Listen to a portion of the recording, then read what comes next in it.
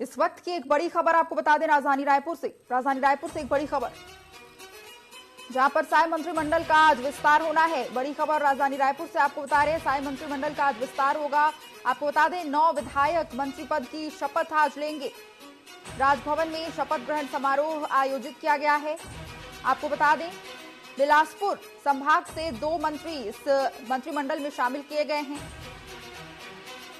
और वहीं बृजमोहन अग्रवाल, रामविचार नेताम, लखनलाल देवांगन इनमें शामिल हैं। बड़ी खबर आपको बता रहे हैं राजधानी रायपुर से, जहां पर केदार कश्यप, दयालदास बघेल, श्याम बिहारी जायसवाल के नाम भी मंत्रिमंडल में शामिल हैं। साय मंत्रिमंडल में शामिल होने वाले मंत्रियों के नाम देखिए, बृजमोहन अग्रवाल, ओपी चौधरी, लक्ष्मी राजवाड़े और टंकराम वर्मा का नाम भी इसमें शामिल किया गया है। बड़ी खबर आपको बता रहे हैं राजधानी रायपुर से। और वहीं सभी संभाग से मंत्री बनाए जा रहे हैं। इस बार आपको बता दें, पिछली बार जैसे कि राजधानी रायपुर से ही ज्यादातर मंत्रियों को शामिल किया जाता था, लेकिन इस बार अब सभी संभाग से विधायकों को मंत्रिमंडल में जगह दी गई है।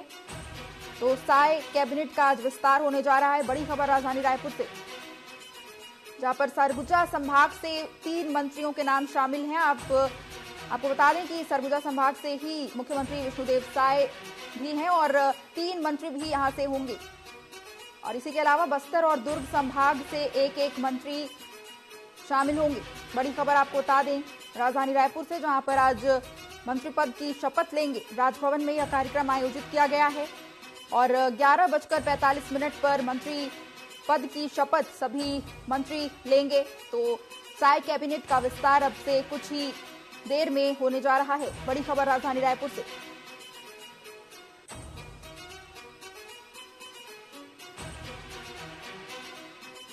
और इस खबर पर अधिक जानकारी के लिए हमारे न्यूज एडिटर मोहन तिवारी हमारे साथ सीधे जुड़ रहे हैं। जी मोहन जी, बताएं कि आज साय कैबिनेट का विस्तार होने जा रहा है, क्या कुछ तैयारियां राजभवन में कर ली गई हैं? देखिए, इस वक्त मैं राजभवन में ही मौजूद हूँ और जैसे कि हमने बताया था कि करीब 11:45 को शपथ ग्रहण होगा और उसके लिए अभी से मेहमानों के आने का सिलसिला शुरू हो गया है, जिसे राजभवन ने विशेष रूप से आमंत्रित किया है। वो लोग खास तौर पर राजभवन पहुंच रहे हैं। जिन मंत्रियों के शपथ होने हैं उनमें से कुछ लोग पहुंच चुके हैं, कुछ लोगों का इंतजार है। बताया जा रहा है कि जो मंत्री बनने वाले हैं कुछ घर में पूजा पाठ कर वो है समय पर यहाँ पर पहुंचेंगे, लेकिन बताया जा रहा ये है कि ज्यादातर जो मंत्री बन रहे हैं उनमें से करीब 5 सदस्य अब तक पहुंच चुके हैं। ये देखिए राजभवन का नजारा, सामने का गेट बंद है सुरक्षा कारणों से। कुछ जो चुनिंदा लोग हैं जिन्हें पास जारी किए गए हैं उन्हें ही अनुमति है और एक व्यक्ति का पास चेक करके अंदर भेजा जा रहा है। राजभवन में ये वो गेट है जहां से सबकी एंट्री होगी, जिसे गेट नंबर 3 कहा जाता है। राजभवन में विशेष सुरक्षा के साथ शपथ ग्रहण करीब 11:45 को शुरू होगा। तो 11:45 को शुरू होगा। 9 जो है वो मंत्री बनाए गए हैं और जैसा कि हम बार बार जिक्र कर रहे थे कि ये 9 मंत्रियों में 5 मंत्री ऐसे हैं जिन्हें पहली बार मौका मिला है। नए लोगों को जो है प्रयोग बीजेपी कर रही है उसमें शामिल किया गया है, जबकि 4 लोग ऐसे हैं जो कि पुराने चेहरे हैं, जो कि लगातार बीजेपी में मंत्री पहले भी रह चुके हैं। तो ऐसे लोगों को भी मौका दिया गया। तो नया पुराने का कॉम्बिनेशन, 60-40 का कॉम्बिनेशन जिसका जिक्र हम बार बार कर रहे थे, उनको मौका दिया गया है। फिलहाल सबको बेसब्री से इंतजार यही है राजभवन में शपथ ग्रहण कब होगा, उसकी लाइव तस्वीरें भी हम आपको दिखाएंगे। वो समय है 11:45 का। 11:45 का समय निर्धारित किया गया है जब मंत्रियों का शपथ होगा। राज्यपाल विश्वभूषण हरिचंदन उन्हें शपथ दिलाएंगे। तो शपथ ग्रहण की सारी तैयारियां हो गई हैं। कल जब इस बात की जानकारी आई तब से राजभवन में जो आवश्यक तैयारी होती है, जिसे जो दरबार हॉल में पूरा किया जाता है, उस दरबार हॉल में विशेष तैयारी के साथ जो है वो तैयारी कर ली गई है। देखिए गाड़ियों का काफिला, ये देखिए प्रमुख लोग जो हैं वो एक करके पहुंच रहे हैं। विधायक कांकेर की ये गाड़ी है, दिखाने की कोशिश करते हैं कि कौन इसमें विधायक कांकेर बैठे हुए हैं। ये देखिए आसाराम नेताम जी हैं जो कि बैठे हुए हैं, राजभवन की ओर जा रहे हैं और आगे भी उनके साथ कुछ उनके समर्थक हैं। और ये देखिए ये विधायक हडगांव के हैं, ये भी जा रहे हैं। तो लगातार जो मेहमानों के आने का सिलसिला जारी है और जो मंत्रीगण है जो जिनकी शपथ होनी है वो पहले अंदर पहुंच चुके हैं। तो ये वो मुख्य मार्ग है जहां से अभी भी लोग आ रहे हैं और अंदर शपथ ग्रहण को। ये देखिए राम विचार नेताम की तस्वीर, राम विचार नेताम जिन्हें मंत्रिमंडल में शपथ लेनी है वो पहुंचे हैं अपने समर्थकों के साथ। उनके समर्थक अंदर जा रहे हैं और ये राम विचार नेताम का काफिला अंदर गया। जी जी मोहन जी, चूंकि 5 नए विधायकों को जगह दी गई है, 5 नए मंत्रियों को शामिल किया गया और 4 जो मंत्री हैं वो पुराने हैं, इसके पीछे क्या ट्रेजेडी हो सकती है बीजेपी की, क्योंकि 4 कुछ अनुभवी लोग भी इसमें नजर आ रहे हैं और वहीं कुछ युवाओं को भी जगह दी गई है मंत्रिमंडल में, तो इसके पीछे बीजेपी की क्या ट्रेजेडी हो सकती है? देखिए, जो जैसा कि हम बता रहे थे कि संभागवार अपने आप को संगठन की संरचना में मजबूत करने की रणनीति बीजेपी ने बनाई थी और उसी रणनीति के तहत बीजेपी ने ये एक फार्मूला तैयार किया था कि हर संभाग से प्रतिनिधित्व हो और खास तौर पर लोकसभा चुनाव क्योंकि करीब 5 महीने बाद ही है, ऐसे में वहां पर भी फायदा हो। तो एक भौगोलिक रूप से समीकरणों को साधने की कोशिश की गई है जिससे कि क्षेत्रीय प्रतिनिधित्व किसी का कम ना हो, कोई ये ना कहे कि हमें प्रतिनिधित्व नहीं मिला। और इसीलिए हम देख रहे हैं कि हर संभाग से सभी लोगों को शामिल कर लिया गया है।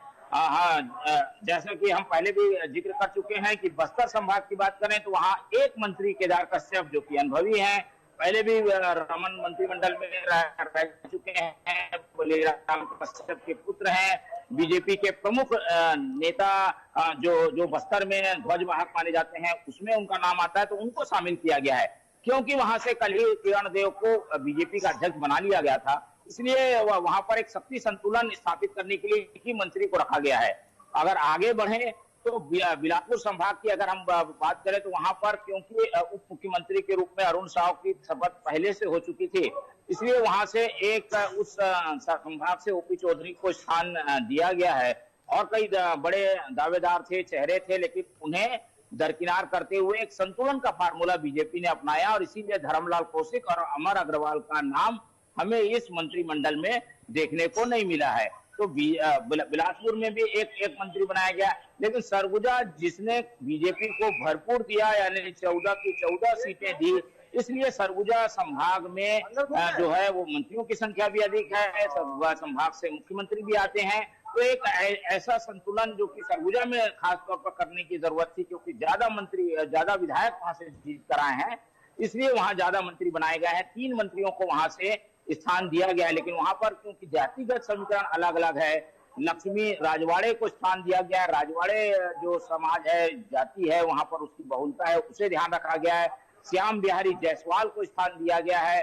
नए विधायक में तो नहीं कह सकते क्योंकि वो एक बार विधायक पहले भी रह चुके हैं, लेकिन मंत्रिमंडल में पहली बार शामिल हो रहे हैं, तो उस समीकरण को भी ध्यान रखते हुए श्याम बिहारी जायसवाल को मौका दिया गया है, लक्ष्मी राजवाड़े को मौका दिया गया है, विष्णुदेव साय भी उसी संभाग से आते हैं और राम विचार नेताम भी वहां से आते हैं। तो विष्णुदेव साय को छोड़कर 3 और लोग जो है वहां स्थान पा चुके हैं। देखिए ये वो मुख्य गेट है, मैं आपको दिखा दो, फिर आगे हम इस पर चर्चा करेंगे, जहां पर लोगों की एंट्री हो रही है काफी बड़ी संख्या में क्योंकि बीजेपी के समर्थक आए हैं, वो अंदर जाना चाहते हैं, तो उनकी प्रॉपर चेकिंग हो रही है, उसके बाद उन्हें अंदर भेजा जाएगा। फिलहाल मंत्रियों का विधायकों के आने का सिलसिला लगातार जारी है। राजभवन का ये मुख्य मार्ग, राजभवन जाने के मुख्य मार्ग में विशेष जो दरवाजे बनाए गए थे जिसमें चेकिंग हो रही है, पास चेक किए जा रहे हैं, उसके बाद अंदर एंट्री दी जा रही है। अब ये गेट जहां से मंत्री और विधायकों को अनुमति दी जा रही है और ये छोटा गेट जिसका जिक्र हमने किया, वहां जो बीजेपी के आमंत्रित कार्यकर्ता हैं या प्रमुख लोग हैं उनको यहाँ से एंट्री दी जा रही है। तो जैसा कि मैंने बताया कि सरगुजा जो संभाग है उसे खास तवज्जो बीजेपी ने दी है और इसीलिए उसी संभाग से न केवल मुख्यमंत्री बनाया बल्कि 3 और मंत्री बनाए हैं। राम विचार नेताम पुराना एक आदिवासी चेहरा, बड़े दावेदार थे, वो भी मुख्यमंत्री के लिस्ट में थे, लेकिन उन्हें मंत्रिमंडल में स्थान मिला है। वो कुछ देर पहले हमने स्क्रीन में जैसे दिखाया कि वो पहुंचे हुए हैं। रामानुजगंज से उन्होंने जीत हासिल की है। बृहस्पति सिंह का वहां टिकट कटा, नए व्यक्ति को टिकट मिली। पिछला चुनाव यानी 2018 का चुनाव रामविचार नेताम ने नहीं लड़ा था। 2013 के चुनाव में उन्हें हार का सामना करना पड़ा था, लेकिन एक बार फिर से सरकार में उनकी वापसी हो रही है। तो एक बड़ा चेहरा रामविचार नेताम सरगुजा का प्रतिनिधित्व करेंगे, लेकिन दो नए चेहरे और वहां पर उनके साथ काम करते हुए दिखाई देंगे, जिसमें श्याम बिहारी जायसवाल उस पूरे क्षेत्र में जो कोरिया का इलाका है, कोरिया जिले का इलाका है, वहां पर जायसवाल समाज का बहुलता है, उसे ध्यान में रखते हुए उन्हें स्थान दिया गया है। दूसरा लक्ष्मी राजवाड़े समाज की वहां बहुलता है, पहली बार विधायक चुन के आई है, और जैसे कि महिला है तो जाहिर सी बात है ऐसे कयास लगाए जा रहे हैं कि उन्हें महिला बाल विकास की जिम्मेदारी दी जाएगी। तो एक नफा तुला संतुलन हमें मंत्रिमंडल में सरगुजा में दिखाई देता है। हालांकि बाकी संभागों से ज्यादा स्थान और जो मंत्री हैं इस संभाग से बनाए गए हैं। रायपुर संभाग की अगर हम बात करें तो यहाँ केवल 2 लोग ही स्थान पाने में कामयाब रहे हैं। आमतौर पर रायपुर संभाग में कई दिग्गज नेता हैं, इसलिए यहाँ से मंत्रियों का प्रतिनिधित्व अब तक बीजेपी के कार्यकाल में ज्यादा रहा है, लेकिन इस बार केवल बृजमोहन अग्रवाल और टंकराम वर्मा जो एक नया नाम है, लेकिन इनका अनुभव बाकियों से कहीं ज्यादा है, क्योंकि ये वो शख्स हैं जो कि कई मंत्रियों के साथ यानी 3 मंत्रियों के साथ निज सचिव की भूमिका निभा चुके हैं। टंकराम वर्मा एक तरीके से जातिगत समीकरणों को भी साधने के लिए काम आ रहे हैं, साथ ही अनुभव उनका काम आएगा, क्योंकि वो मंत्रियों के साथ काम करके मंत्रियों की कार्यशैली को बेहतर ढंग से जानते हैं। इसलिए टंकराम वर्मा को स्थान दिया गया है। हालांकि पहली बार के विधायक हैं, जिला अध्यक्ष के रूप में उन्होंने बखूबी रायपुर जिले के ग्रामीण इलाके का झंडा संभाला था और जिला अध्यक्ष के रूप में उन्होंने बेहतर काम किया था। तो टंकराम वर्मा नए चेहरा रायपुर जिले से, लेकिन बृजमोहन अग्रवाल पर एक बार फिर से पार्टी ने भरोसा जताया है, क्योंकि वो 8 बार के विधायक हो गए। सबसे ज्यादा जो लगातार जीतने वाले में अगर किसी का नाम आता है तो उसमें बृजमोहन अग्रवाल का नाम आता है। इस बार उन्होंने खास लोगों का ध्यान इसलिए भी खींचा क्योंकि उनकी जो लीड है, अब तक छत्तीसगढ़ में जितने भी चुनाव हुए हैं उन चुनावों में सबसे ज्यादा वोटों से जीतने वाला शख्स बृजमोहन अग्रवाल है, इसलिए उन्हें स्थान दिया गया है। अनुभव के मामले में उनका कोई सानी नहीं है, वो हर चीज के विशेषज्ञता रखते हैं। मध्य प्रदेश के समय से वो अपनी पहचान बना के चल रहे हैं, इसलिए उनको एक स्थान देकर मंत्रिमंडल में एक अनुभवी चेहरे को स्थान दिया गया है। पीछे लगातार आने का लोगों का सिलसिला जारी है। एक बार फिर से दिखाते हैं, जो प्रमुख लोग हैं वो लगातार पहुंच रहे हैं। जो मंत्रिमंडल की शपथ ले रहे हैं उनमें से ज्यादातर लोग पहुंच चुके हैं। बताया जा रहा है कि केदार कश्यप जी पहुंच चुके हैं, रामविचार नेताम पहुंच चुके हैं, टंकराम वर्मा पहुंच चुके हैं, लक्ष्मी राजवाड़े पहुंच चुकी हैं। इसी तरीके बृजमोहन अग्रवाल का इंतजार है, वो शायद अभी पहुंचे नहीं है, उनके समर्थक जरूर यहाँ पहुंचे हुए हैं। जितेश गांधी अंदर जा रहे हैं। इसी तरीके से ये लगातार लोगों के पहुंचने का सिलसिला जारी है। रायपुर संभाग की जैसा कि मैं आपको बात बता रहा था, उसमें रायपुर संभाग में 2 लोगों को स्थान दिया गया, जिसमें टंकराम वर्मा नए चेहरे लेकिन अनुभवी मंत्रियों के साथ काम करने के कारण, दूसरा बड़ा चेहरा बृजमोहन अग्रवाल जो कि सबसे ज्यादा वोटों से जीते हैं, अनुभवी हैं, और इसलिए उन्हें स्थान देकर एक अनुभव को भी शामिल करने की बीजेपी ने कोशिश की है। दुर्ग संभाग की अगर हम बात करें तो वहां पर हम देखते हैं कि उस संभाग में पहले ही उप मुख्यमंत्री के रूप में कवर्धा से जीतकर आने वाले विजय शर्मा को स्थान दिया जा चुका था, लेकिन यहाँ पर भी बीजेपी ने अच्छी जीत हासिल की है। इसलिए कहा जा रहा था कि यहाँ से 2 लोगों को स्थान दिया जा सकता है, लेकिन उन सब कयासों को दरकिनार करके बीजेपी ने जो दुर्ग संभाग है वहां से एक मंत्री और बनाया है, और उनका नाम है दयाल दास बघेल।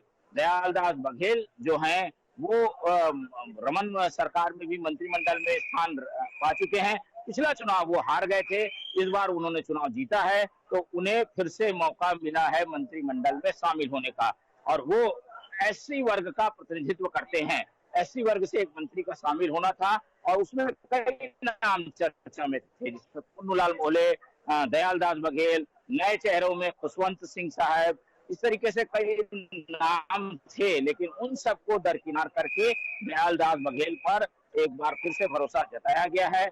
एससी वर्ग का प्रतिनिधित्व भी दयालदास बघेल करेंगे, क्योंकि एक चेहरा है।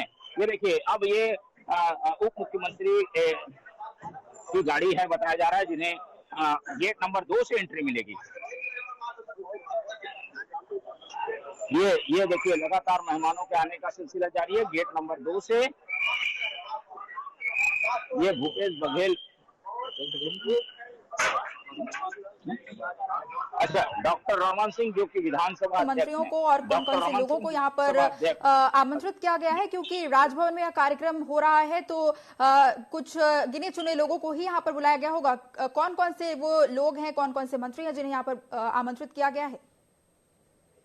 देखिए, राजभवन में जब मंत्रिमंडल की शपथ होती है तो राजभवन की एक प्रतिष्ठित लोगों को आमंत्रित करने की लिस्ट होती है, और क्योंकि ये मंत्रिमंडल का विस्तार विष्णुदेव साय का मंत्रिमंडल का विस्तार है, विष्णुदेव साय सरकार हैं, अभी मुख्यमंत्री हैं, तो सरकार की ओर से जो विशेष आमंत्रित लोग होते हैं उन सबको राजभवन में आमंत्रित किया गया है। और इसीलिए हम देख रहे हैं कि सारे गणमान्य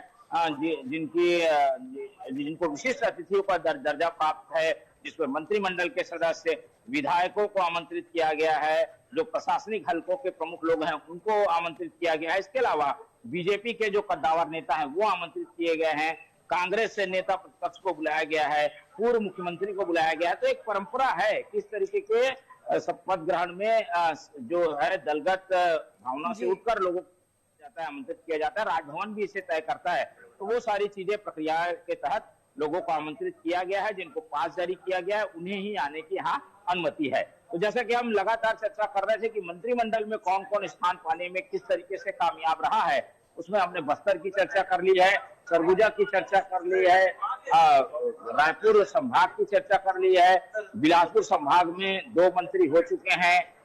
इसी तरीके से अब जो है वो एक तरीके से शक्ति संतुलन को देखते हुए प्रमुख जो चेहरे हैं उन्हें स्थान दे दिया गया है। लेकिन 9 जो लोग हैं उनमें जैसे कि मैं नाम पहले से बता रहा था कि श्याम बिहारी जायसवाल है, लक्ष्मी राजवाड़े है, रामविचार नेताम है, ओपी चौधरी है। ओपी चौधरी का खास जिक्र इसलिए भी किया जाएगा क्योंकि उनको लेकर बार बार ये कयास लगाए जा रहे थे कि उन्हें क्या जिम्मेदारी मिलेगी, इस पर सबकी निगाहें थी। ओपी चौधरी को मंत्रिमंडल में स्थान मिलना जो है वो तय इसलिए भी था क्योंकि उनके प्रचार में जब केंद्रीय गृह मंत्री अमित शाह पहुंचे थे तो उन्होंने संकेत वही दे दिए थे कि ओपी चौधरी को वो कोई बड़ी जिम्मेदारी देने वाले हैं। तो ऐसे में उनका नाम मुख्यमंत्री के रेस में भी था, लेकिन जब मुख्यमंत्री तय हो गए उसके बाद से ये तय माना जा रहा था कि इसको कहीं ना कहीं मंत्रिमंडल में जरूर लिया जाएगा। तो वही हुआ है, ओपी चौधरी को दुर्ग बिलासपुर संभाग से स्थान मिला है और ओपी चौधरी के शामिल होने की वजह से जो और दावेदार बिलासपुर संभाग के थे जो कि कद्दावर थे, जिसमें धर्मजीत सिंह थे, अमर अग्रवाल थे, इसके अलावा धर्मलाल कौशिक थे, इन तीनों को स्थान नहीं मिल पाया। तो हर संभाग से 2 लोगों को शामिल करने की कोशिश की गई है, जिसमें बस्तर संभाग में इसलिए 2 लोग शामिल नहीं है क्योंकि वहां पर एक प्रदेश अध्यक्ष जो है वो बस्तर से दे दिया गया है। तो इस तरीके संतुलन इन 5 संभागों में बनाने की कोशिश की गई है।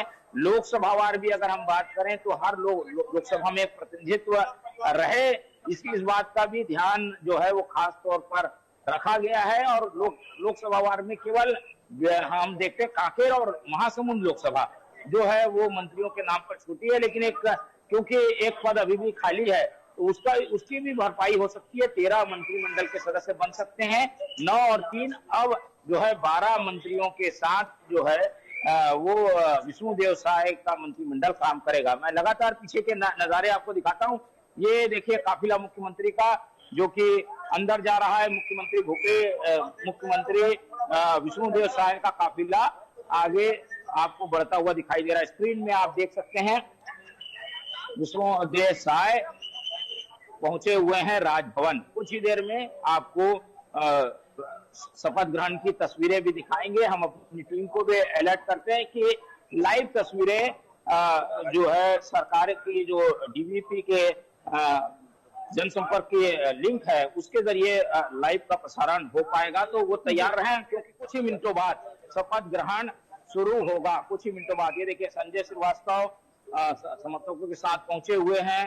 वो आपको दिख पा रहे होंगे, उनके प्रॉपर चेकिंग होगी, उसके बाद आगे बढ़ेंगे।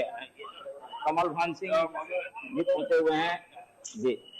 जी मोहन जी, क्योंकि 10 मंत्रियों को आज मंत्री पद की शपथ लेनी थी, लेकिन 10वां नाम अभी तक सामने नहीं आ पाया है। क्या लगता है कौन सा नाम हो सकता है इसमें शामिल? देखिए अभी मंत्रिमंडल जोर है, लोगों का मंत्रिमंडल का गठन हो रहा है, क्योंकि इस काम के बाद अभी काफी दिन इंतजार करना होगा, खासतौर पर लोकसभा चुनाव से तक अभी अब कुछ नया हो पाएगा इसकी संभावना कम लग रही है। फिलहाल आप देखिए कि मेहमान लगातार पहुंच रहे हैं और कुछ देर में आपको शपथ ग्रहण की सीधी तस्वीरें दिखाई देंगी। तो शपथ ग्रहण होगा राजभवन के दरबार हॉल में।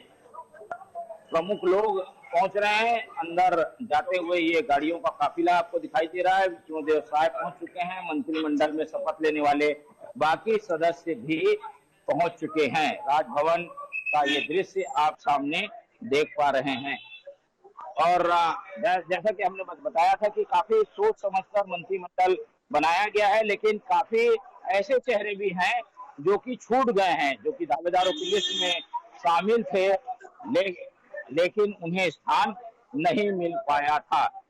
ओपी चौधरी, ये देखिए ओपी चौधरी अंदर जाते हुए दिखाई दे रहे हैं। उनकी गाड़ी 006 नंबर की गाड़ी अंदर जा रही है, वो ओपी चौधरी की गाड़ी थी। ओपी चौधरी ने हाथ दिखाया, अभिवादन किया और अंदर उनकी गाड़ी ने प्रवेश किया। ओपी चौधरी एक नया नाम जो कि इस मंत्रिमंडल में हमें देखने को मिलेगा। कलेक्टर के रूप में उन्होंने प्रदेश की सेवा की है, रायपुर के भी कलेक्टर रहे हैं और विभिन्न पदों में सरकारी प्रशासनिक सेवाएं उन्होंने दी हैं, लेकिन अब वो नई भूमिका में नजर आएंगे ओपी चौधरी और वो मंत्रिमंडल में स्थान पा रहे हैं। उनका शपथ ग्रहण होगा, उनको क्या पोर्टफोलियो मिलता है इस पर सबकी निगाहें होंगी और उनके नई भूमिका को भी सब लोग देखना चाहते हैं कि भाई एक कलेक्टर के रूप में काम करने वाले व्यक्ति की क्या मंत्री के रूप में भूमिका रहती है।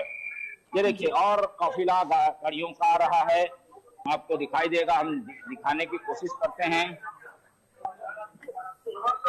ये पहुंचे हुए हैं प्रमुख भूपेश बघेल आपको दिखाई दे रहे होंगे, उनका चेहरा हम आपको दिखाने की कोशिश करते हैं।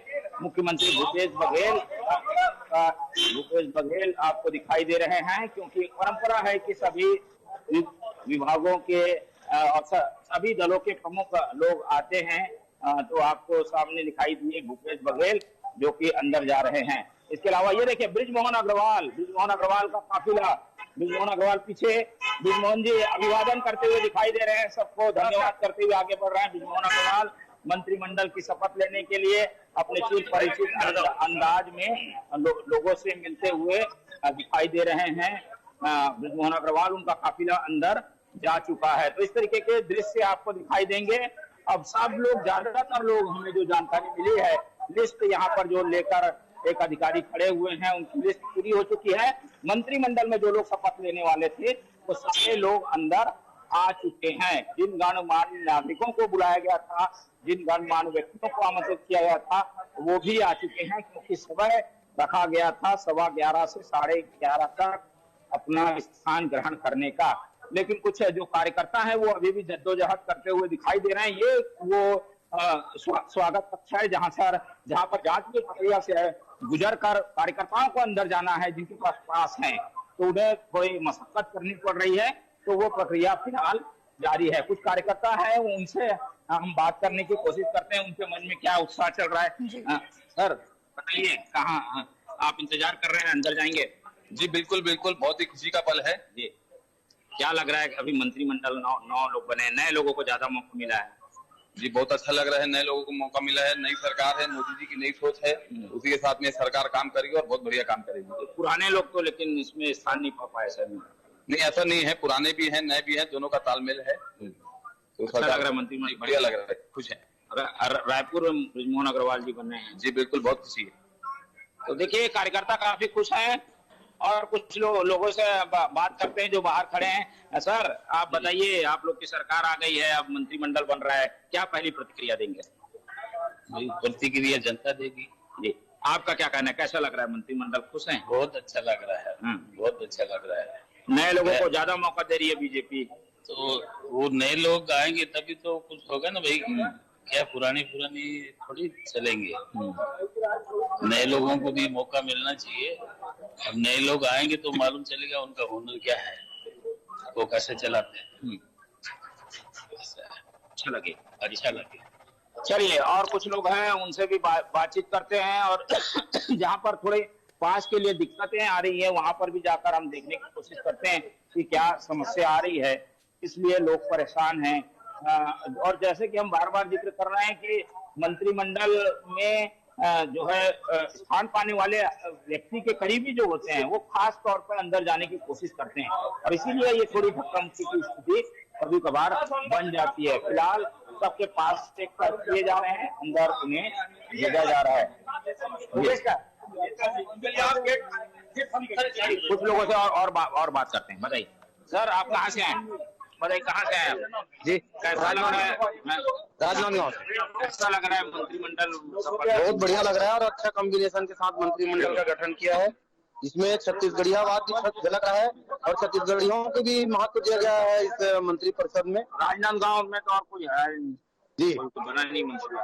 हमारे डॉक्टर साहब बन गए और विजय शर्मा जी उप मंत्री बन गए हमारे संसदीय क्षेत्र से। पर्याप्त है इतना। जी। अभी अंदर जाने के लिए क्या लग रहा है? पास का व्यवस्था है और तकलीफ है पास के लिए, और पास जो दिखा रहे हैं उसी को जाने दे रहे हैं।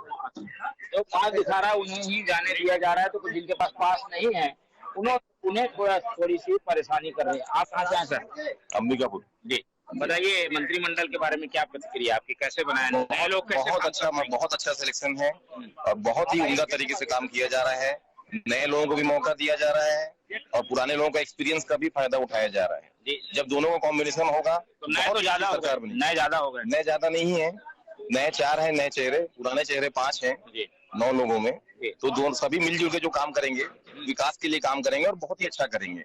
बहुत ही अच्छी तरीके से सोच समझ कर ये निर्णय लिया गया है, सभी को मौका दिया गया है और हम उम्मीद करते हैं और आशा है और होगी भी, बहुत अच्छी सरकार होगी, बहुत अच्छे से निर्वहन होगा राज्य और सर्वांगीण विकास होगा।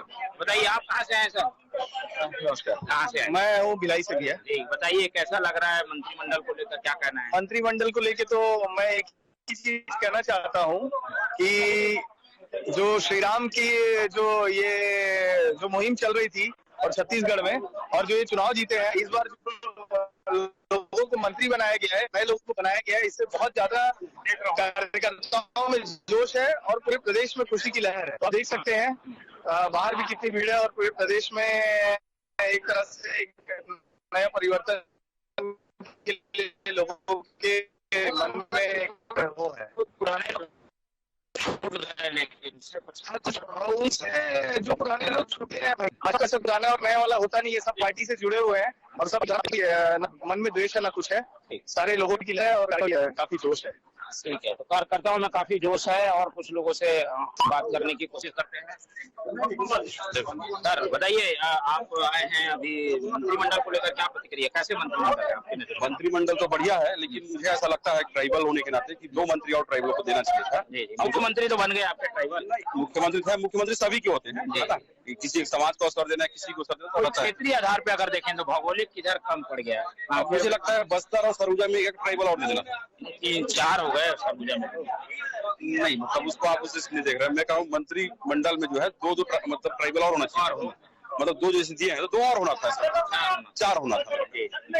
बाकी नए लोगों को ज्यादा मौका मिला है तो वो अच्छी बात है, नए लोग को अवसर देना चाहिए। हमारे समय सबको अवसर, प्रजातंत्र में यही अच्छा बात है कि सबको अवसर मिलता है, वही प्रजातंत्र। ठीक, तो प्रजातंत्र में सबको मौका मिला। नए लोग हैं, आप बताइए कहाँ से आए हो? मैं राजनांदगांव से। बीजेपी में जुड़े हो? जी, बताइए नए लोगों को ज्यादा बीजेपी मौका दे रही है, नए लोग सलाह खाएंगे क्या सरकार? देखिए, नए भी है पुराने भी है, दोनों के सामंजस्य से चलेगा। बिल्कुल नए का जो जोश है, पुराने का अनुभव, ये सरकार अच्छे से चलेगी और प्रगति के पथ पर आगे बढ़ेगी सरकार। प्रगति पथ पर आगे बढ़ेंगे, ये एक उम्मीद है। नए बीजेपी के जो कार्यकर्ता हैं उनसे हमने बातचीत की है और कुछ लोग हैं उनसे भी बातचीत करते हैं। बताइए कैसा मंत्रिमंडल आप कैसे देखते हैं? मंत्रिमंडल बहुत संतुलित है, सभी क्षेत्र के सभी वर्गों को समानता है और ये सरकार बहुत मिलजुल कर सबका काम करेगी। जी, नए लोगों को ज्यादा मौका मिल गया तो ये तो अच्छी बात है।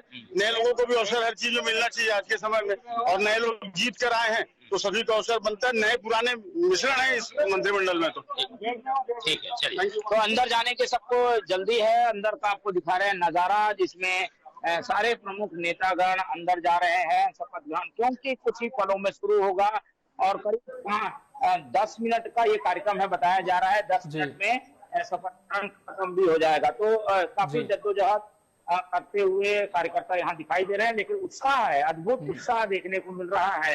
और जैसे कि हमने बताया है कि जो मंत्रिमंडल है उसमें संतुलन को ध्यान में रखकर मंत्रिमंडल बनाया गया है। लोकसभा वार भी हम देखें तो राजनांदगांव लोकसभा दो लोगों को मौका मिल गया है, जिसमें तो एक विधानसभा अध्यक्ष के रूप में डॉक्टर रमन सिंह है, उप मुख्यमंत्री के रूप में कवाटा से जीत कर आए विजय शर्मा है। अगर रायपुर लोकसभा की बात करें तो यहाँ दो लोगों को मौका मिल गया है। उसमें हम देखते हैं कि मोहन अग्रवाल और टंकराम वर्मा का नाम है। दुर्ग लोकसभा में एक मंत्री रहेंगे जिसमें दयालदास बघेल का नाम है। बिलासपुर लोकसभा की बात करें तो वहां पर भी एक मंत्री रहेंगे जिसमें हम देख रहे हैं कि अरुण साव का नाम है। रायगढ़ लोकसभा में हम देखते हैं कि दो लोग होंगे जो मुख्यमंत्री के रूप में हमें काम करते दिखाई देंगे, ओपी चौधरी और जो विष्णुदेव शाह है। इस तरीके से दो लोग वहां भी हैं। पूर्व और सरगुजा भी इसी तरीके का संतुलन रखा गया है। तो संतुलन संभागवार और लोकसभा वार इसको ध्यान में रखते हुए नए पुराने के कॉम्बिनेशन के साथ मंत्रिमंडल का गठन किया गया है। हम आपको बता दें कि करीब 2-3 मिनट बाद सीधे वो तस्वीरें आपको दिखाई देंगे जिसमें मंत्रिमंडल की शपथ होती रहेगी। तो टीम अलर्ट है क्योंकि काफी संक्षिप्त जो है ये शपथ ग्रहण का कार्यक्रम होता है। राज्यपाल पहुंचने वाले हैं और राष्ट्रगीत होगा, उसके बाद राष्ट्रगान होगा और उसके बाद जो है शपथ ग्रहण का सिलसिला शुरू होगा। तो हर मंत्री को करीब 1.5 मिनट में शपथ ग्रहण जो है उनकी पूरी हो जाएगी, ऐसी जानकारी आई है। तो 9 मंत्री हैं तो 9 मिनट 10 मिनट के अंदर ये कार्यक्रम हो जाएगा, ऐसी जानकारी मिली है। फिलहाल लोग अंदर जा रहे हैं और जो जानकारी मिली है कि सारे प्रमुख लोग जिन्हें आमंत्रित किया गया था वो अंदर पहुंच चुके हैं। एक बार राजभवन के प्रमुख गेट का नजारा आपको दिखाते हैं। तो ये वो गेट जहां से अंदर प्रवेश किया सारे लोगों ने। मंत्रिमंडल की शपथ लेने वाले 9 लोग अंदर जा चुके हैं। मुख्यमंत्री विष्णुदेव, बिल्कुल हम दर्शकों को फुल स्क्रीन पर ये तस्वीरें दिखाएंगे कि किस तरह से राजभवन के बाहर काफी चहल पहल नजर आ रही है और तमाम जो प्रमुख हैं जिन्हें आज शपथ लेनी है वो भीतर मौजूद हैं और थोड़ी ही देर में यह कार्यक्रम औपचारिक तौर पर शुरू भी हो जाएगा। तो सीधे तस्वीरों के साथ आपको लिए चलते हैं राजभवन लाइव। वो तमाम विधायक जो कि आज मंत्री पद की शपथ ले रहे हैं, राज्यपाल विश्वभूषण हरिचंदन मौजूद हैं भीतर और विधायक पुष्पगुच्छ भेंट करते हुए उनका सम्मान भी कर रहे हैं। बृजमोहन अग्रवाल को आप तस्वीरों में देख पा रहे हैं, अपराजित योद्धा कहे जाते हैं। रायपुर की दक्षिण विधानसभा से लगातार चुनाव जीतते आ रहे हैं और 8वीं बार के विधायक हैं। आज मंत्रिमंडल में पुनः इन्हें जगह मिल रही है। रमन कैबिनेट में भी मंत्री रह चुके हैं, कृषि मंत्री का दायित्व था जिनका निर्वहन वो कर चुके हैं और अब मैं राम विचार नेताम सत्य निष्ठा से प्रतिज्ञान करता हूं कि मैं विधि द्वारा स्थापित भारत के संविधान के प्रति सच्ची श्रद्धा और निष्ठा रखूंगा। मैं भारत की प्रभुता और अखंडता अक्षुण्ण रखूंगा। मैं छत्तीसगढ़ राज्य के मंत्री के रूप में अपने कर्तव्यों का श्रद्धापूर्वक और शुद्ध अंतःकरण से निर्वहन करूंगा तथा मैं भय या पक्षपात, अनुराग या द्वेष के बिना सभी प्रकार के लोगों के प्रति संविधान और विधि के अनुसार न्याय करूंगा।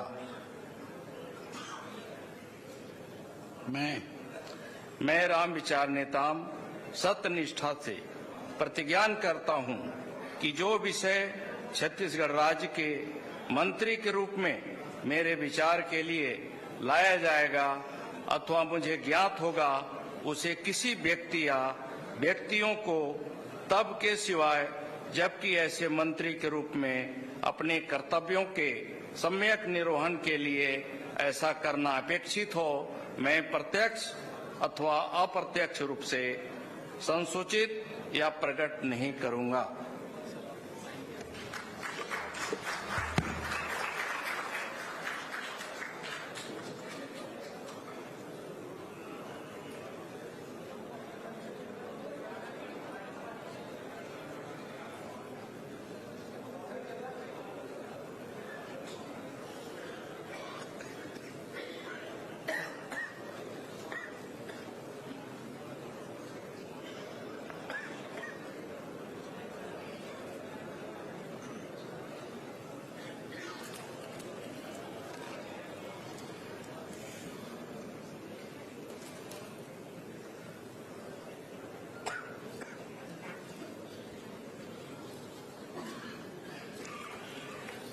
श्री दयालदास बघेल।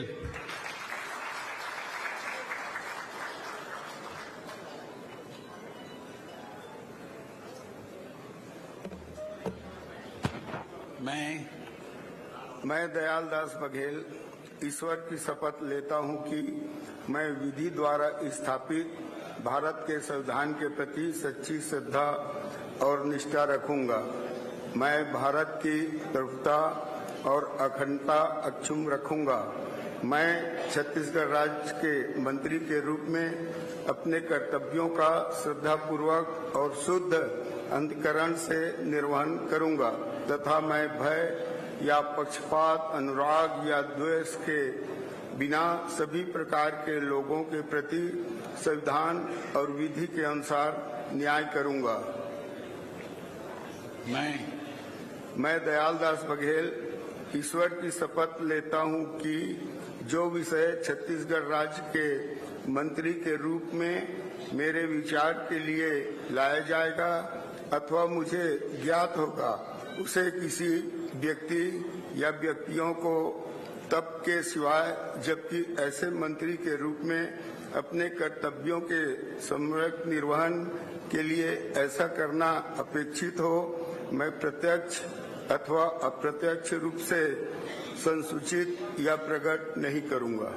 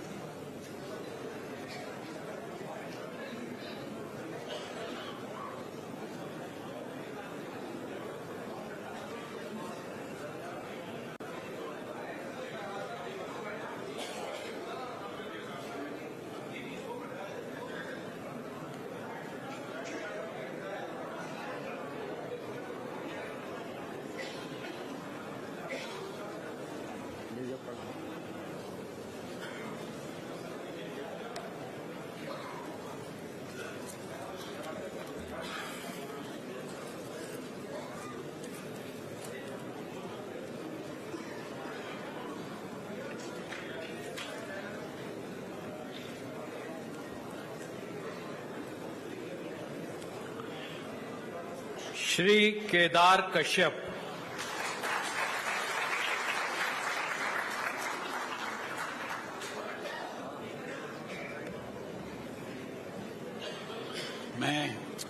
मैं केदार कश्यप ईश्वर की शपथ लेता हूं कि मैं विधि द्वारा स्थापित भारत के संविधान के प्रति सच्ची श्रद्धा और निष्ठा रखूंगा। मैं भारत की प्रभुता और अखंडता अक्षुण्ण रखूंगा।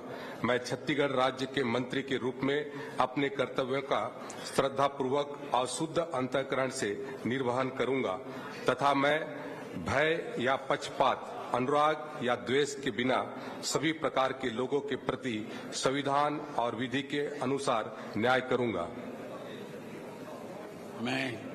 मैं केदार कश्यप ईश्वर की शपथ लेता हूं कि जो विषय छत्तीसगढ़ राज्य के मंत्री के रूप में मेरे विचार के लिए लाया जाएगा अथवा मुझे ज्ञात होगा, उसे किसी व्यक्ति या व्यक्तियों को तब के सिवाय जबकि ऐसे मंत्री के रूप में अपने कर्तव्यों के सम्यक निर्वहन के लिए ऐसा करना अपेक्षित हो, मैं प्रत्यक्ष अप्रत्यक्ष रूप से संसूचित या प्रकट नहीं करूंगा।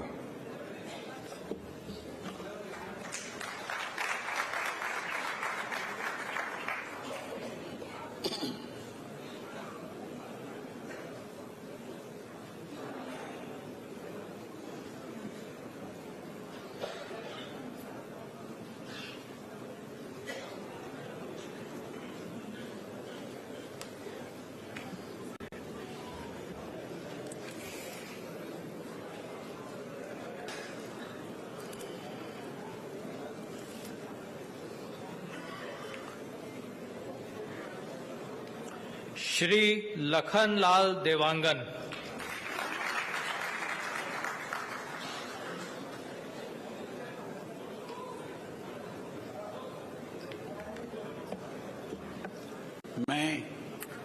मैं लखनलाल देवांगन ईश्वर की शपथ लेता हूं कि विधि के द्वारा स्थापित भारत के संविधान के प्रति सच्ची श्रद्धा और निष्ठा रखूंगा। मैं भारत की प्रभुता और अखंडता अक्षुण्ण रखूंगा। मैं छत्तीसगढ़ राज्य के मंत्री के रूप में अपने कर्तव्यों का श्रद्धापूर्वक और शुद्ध अंतःकरण से निर्वहन करूंगा तथा मैं भय या पक्षपात, अनुराग या द्वेष के बिना सभी प्रकार के लोगों के प्रति संविधान और विधि के अनुसार न्याय करूंगा। मैं लखनलाल देवांगन ईश्वर की शपथ लेता हूं कि जो विषय छत्तीसगढ़ राज्य के मंत्री के रूप में मेरे विचार के लिए लाया जाएगा अथवा मुझे ज्ञात होगा उसे किसी व्यक्ति या व्यक्तियों को तब के सिवाय जबकि ऐसे मंत्री के रूप में अपने कर्तव्यों के सम्यक निर्वहन के लिए ऐसा करना अपेक्षित हो, मैं प्रत्यक्ष अथवा अप्रत्यक्ष रूप से संसूचित या प्रकट नहीं करूंगा।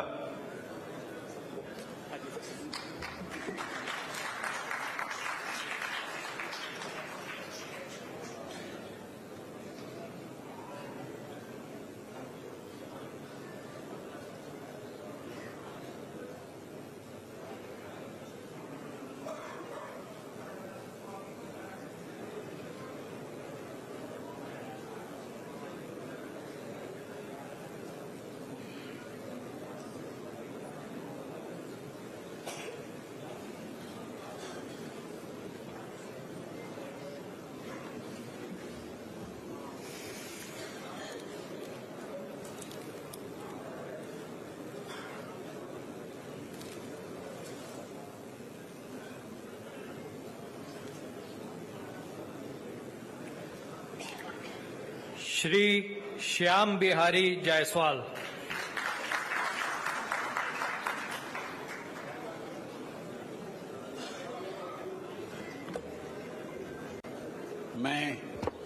मैं श्याम बिहारी जायसवाल ईश्वर की शपथ लेता हूं कि मैं विधि द्वारा स्थापित भारत के संविधान के प्रति सच्ची श्रद्धा और निष्ठा रखूंगा। मैं भारत की प्रभुता और अखंडता अक्षुण्ण रखूंगा। मैं छत्तीसगढ़ राज्य के मंत्री के रूप में अपने कर्तव्यों का श्रद्धापूर्वक और शुद्ध अंतःकरण से निर्वहन करूंगा तथा मैं भय या पक्षपात, अनुराग या द्वेष के बिना सभी प्रकार के लोगों के प्रति संविधान और विधि के अनुसार न्याय करूंगा। मैं श्याम बिहारी जायसवाल ईश्वर की शपथ लेता हूं कि जो विषय छत्तीसगढ़ राज्य के मंत्री के रूप में मेरे विचार के लिए लाया जाएगा अथवा मुझे ज्ञात होगा उसे किसी व्यक्ति या व्यक्तियों को तब के सिवाय जबकि ऐसे मंत्री के रूप में अपने कर्तव्यों के सम्यक निर्वहन के लिए ऐसा करना अपेक्षित हो, मैं प्रत्यक्ष अथवा अप्रत्यक्ष रूप से संसूचित या प्रकट नहीं करूंगा।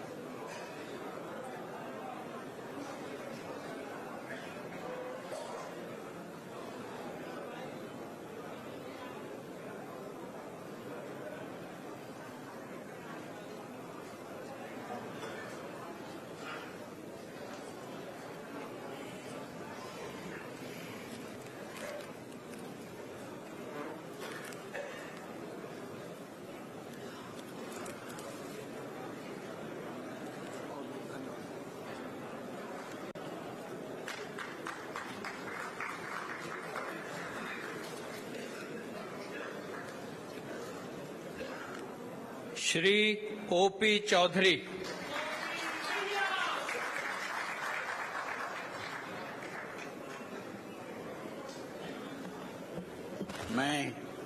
मैं ओपी चौधरी ईश्वर की शपथ लेता हूं कि मैं विधि द्वारा स्थापित भारत के संविधान के प्रति सच्ची श्रद्धा और निष्ठा रखूंगा। मैं भारत की प्रभुता और अखंडता अक्षुण्ण रखूंगा। मैं छत्तीसगढ़ राज्य के मंत्री के रूप में अपने कर्तव्यों का श्रद्धापूर्वक और शुद्ध अंतःकरण से निर्वहन करूंगा तथा मैं भय या पक्षपात, अनुराग या द्वेष के बिना सभी प्रकार के लोगों के प्रति संविधान और विधि के अनुसार न्याय करूंगा। मैं ओपी चौधरी ईश्वर की शपथ लेता हूं कि जो विषय छत्तीसगढ़ राज्य के मंत्री के रूप में मेरे विचार के लिए लाया जाएगा अथवा मुझे ज्ञात होगा, उसे किसी व्यक्ति या व्यक्तियों को तब के सिवाय जबकि ऐसे मंत्री के रूप में अपने कर्तव्यों के सम्यक निर्वहन के लिए ऐसा करना अपेक्षित हो, मैं प्रत्यक्ष अथवा अप्रत्यक्ष रूप से संसूचित या प्रकट नहीं करूंगा।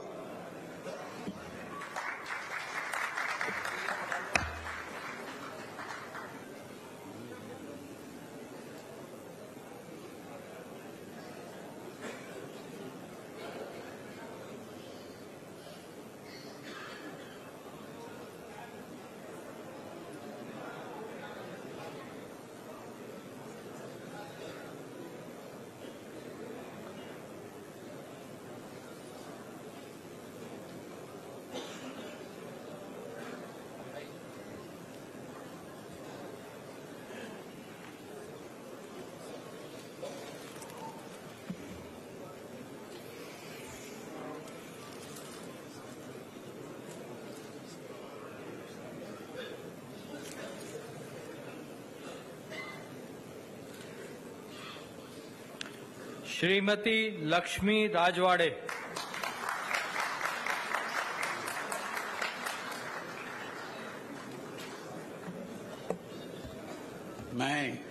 मैं लक्ष्मी राजवाड़े ईश्वर की शपथ लेती हूँ कि मैं विधि द्वारा स्थापित भारत के संविधान के प्रति सच्ची श्रद्धा और निष्ठा रखूंगी।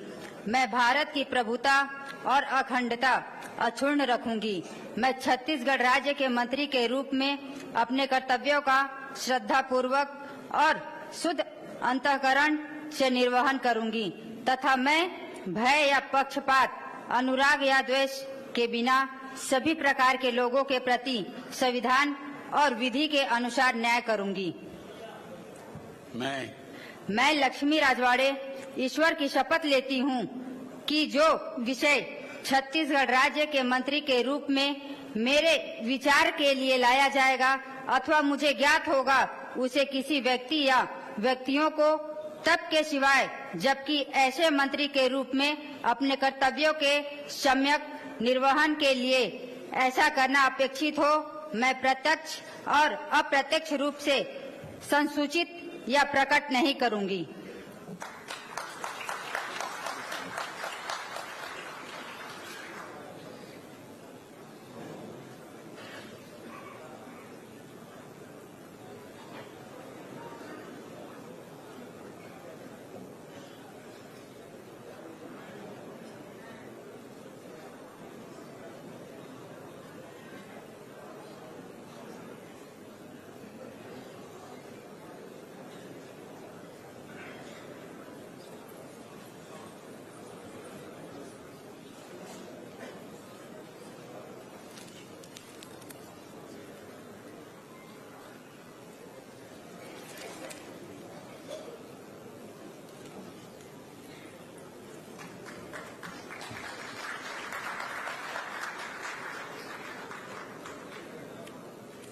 श्री टंकराम वर्मा।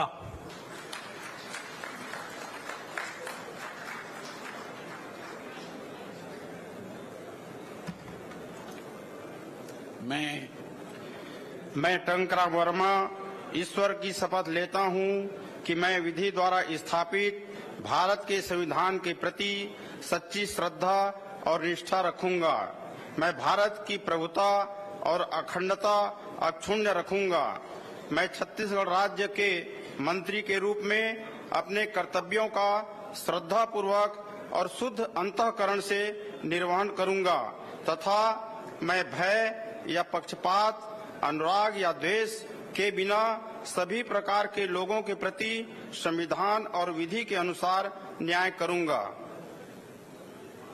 मैं टंकराम वर्मा ईश्वर की शपथ लेता हूं कि जो विषय छत्तीसगढ़ राज्य के मंत्री के रूप में मेरे विचार के लिए लाया जाएगा अथवा मुझे ज्ञात होगा, उसे किसी व्यक्ति या व्यक्तियों को तब के सिवाय जबकि ऐसे मंत्री के रूप में अपने कर्तव्यों के सम्यक निर्वहन के लिए ऐसा करना अपेक्षित हो, मैं प्रत्यक्ष अथवा अप्रत्यक्ष रूप से संसूचित या प्रकट नहीं करूंगा।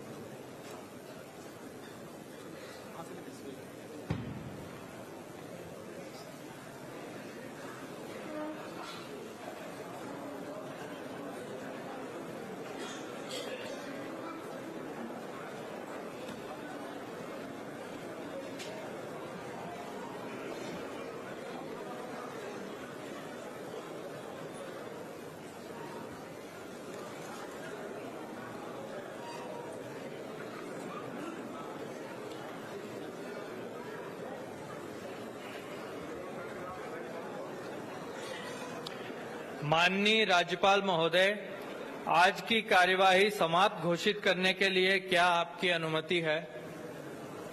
महोदय, आज का कार्यक्रम समाप्त हुआ।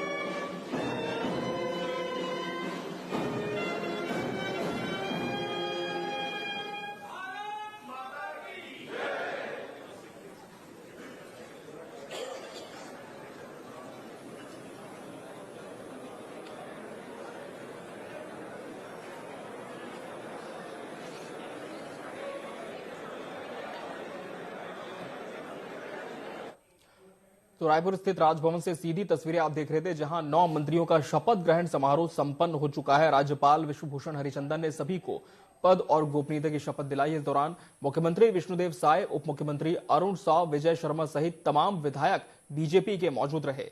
पूर्व मुख्यमंत्री भूपेश बघेल भी पहुंचे थे इस शपथ ग्रहण समारोह में शामिल होने के लिए। पूर्व मुख्यमंत्री डॉक्टर रमन सिंह भी इस शपथ ग्रहण समारोह का हिस्सा बने। सभी ने नवनिर्वाचित मंत्रियों को बधाई दी, शुभकामनाएं दी इस नई जिम्मेदारी के लिए।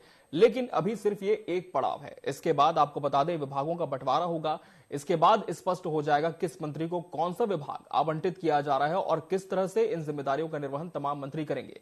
तस्वीरें आपको दिखा दें कौन कौन से विधायक हैं जिन्होंने आज मंत्री पद की शपथ ली। सबसे पहले बृजमोहन अग्रवाल रायपुर के दक्षिण विधानसभा सीट से विधायक हैं और लगातार 8वीं बार विधायक चुनकर आए हैं। अविभाजित मध्य प्रदेश में पटवा सरकार में मंत्री रह चुके हैं। रमन सरकार के तीनों कार्यकाल में मंत्री रहे हैं। सबसे वरिष्ठ विधायक हैं। संसदीय ज्ञान का काफी अनुभव उन्हें है। और बृजमोहन अग्रवाल के बाद दूसरे मंत्रियों का भी हम आपको पूरा ब्यौरा दिखा रहे हैं। रामविचार नेताम है, रामानुजगंज सीट से विधायक हैं, पूर्व मंत्री रहे रमन सरकार में, आदिवासी नेता है, एक बड़ा चेहरा है आदिवासी नेता के तौर पर। रामविचार नेताम और रामानुजगंज से विधायक हैं, पूर्व मंत्री, आदिवासी नेता है। इन्होंने भी आज मंत्री पद की शपथ ली।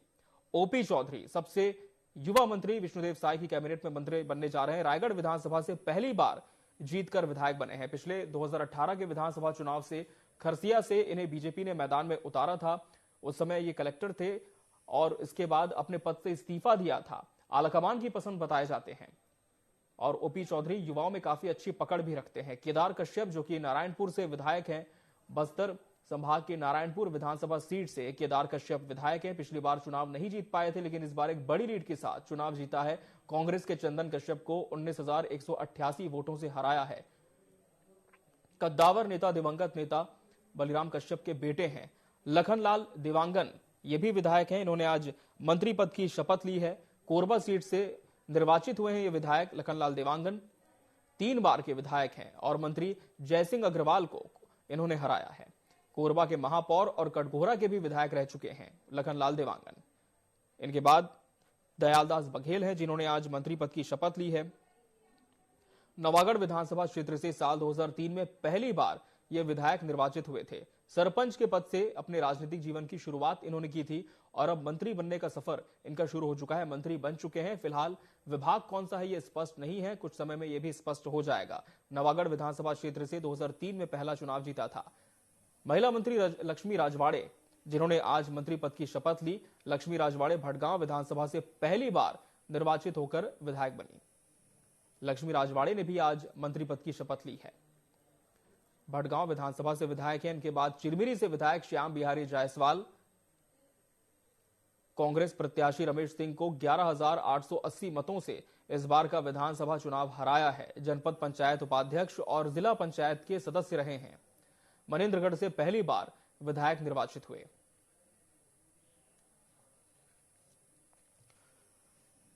और इस समय हमारे साथ राजनीतिक विश्लेषक डॉक्टर लखन चौधरी जुड़ चुके हैं। लखन जी, आपका बहुत बहुत स्वागत है टीवी 24 पर। लखन जी, आपसे हम समझना चाहेंगे कि ये 9 मंत्री जो कि इस कैबिनेट में शामिल होने जा रहे हैं, साय कैबिनेट में, कितना बैलेंस मंत्रिमंडल इसे माना जाए? कितना हम कह सकते हैं कि एक समीकरण बनाने की कोशिश की है और कितना समतुल्य ये कैबिनेट होगी? रूप से देखिए, बहुत ही संतुलित मंत्रिमंडल लगता है जी। देखिए 12 अब मंत्रिमंडल में कुल सदस्यों की संख्या हो गई है, उसमें से 6 जो है ओबीसी क्लास से है जी। क्योंकि पिछले कुछ दिनों से देश भर में ये चर्चा चल रही थी और विपक्ष खास करके इंडिया गठबंधन जो है जातिगत जनगणना की बात कर रहा था, तो उसकी काट के रूप में इसको देखा जाना चाहिए। और मुझे लगता है कि उसी के संदर्भ में जो है इस बार सबसे अधिक मंत्रिमंडल में 50% देखिए कि 12 में से 6 जो है ओबीसी क्लास से है, तो निश्चित तौर पर जो है ये मंत्रिमंडल दर्शाता है। और ये कहा जाता है कि भूपेश बघेल ने भी पिछले अपने कार्यकाल में जो है जाति जनगणना सर्वे कराया था और उसमें ये कहा जा रहा था कि 50-52% जो है यहाँ की जो आबादी है वो ओबीसी वर्ग की है, अन्य पिछड़े वर्ग की है। तो उसको मद्देनजर रखते हुए यदि हम इस मंत्रिमंडल को देखें तो बेहद सटीक और संतुलित मंत्रिमंडल लगता है, क्योंकि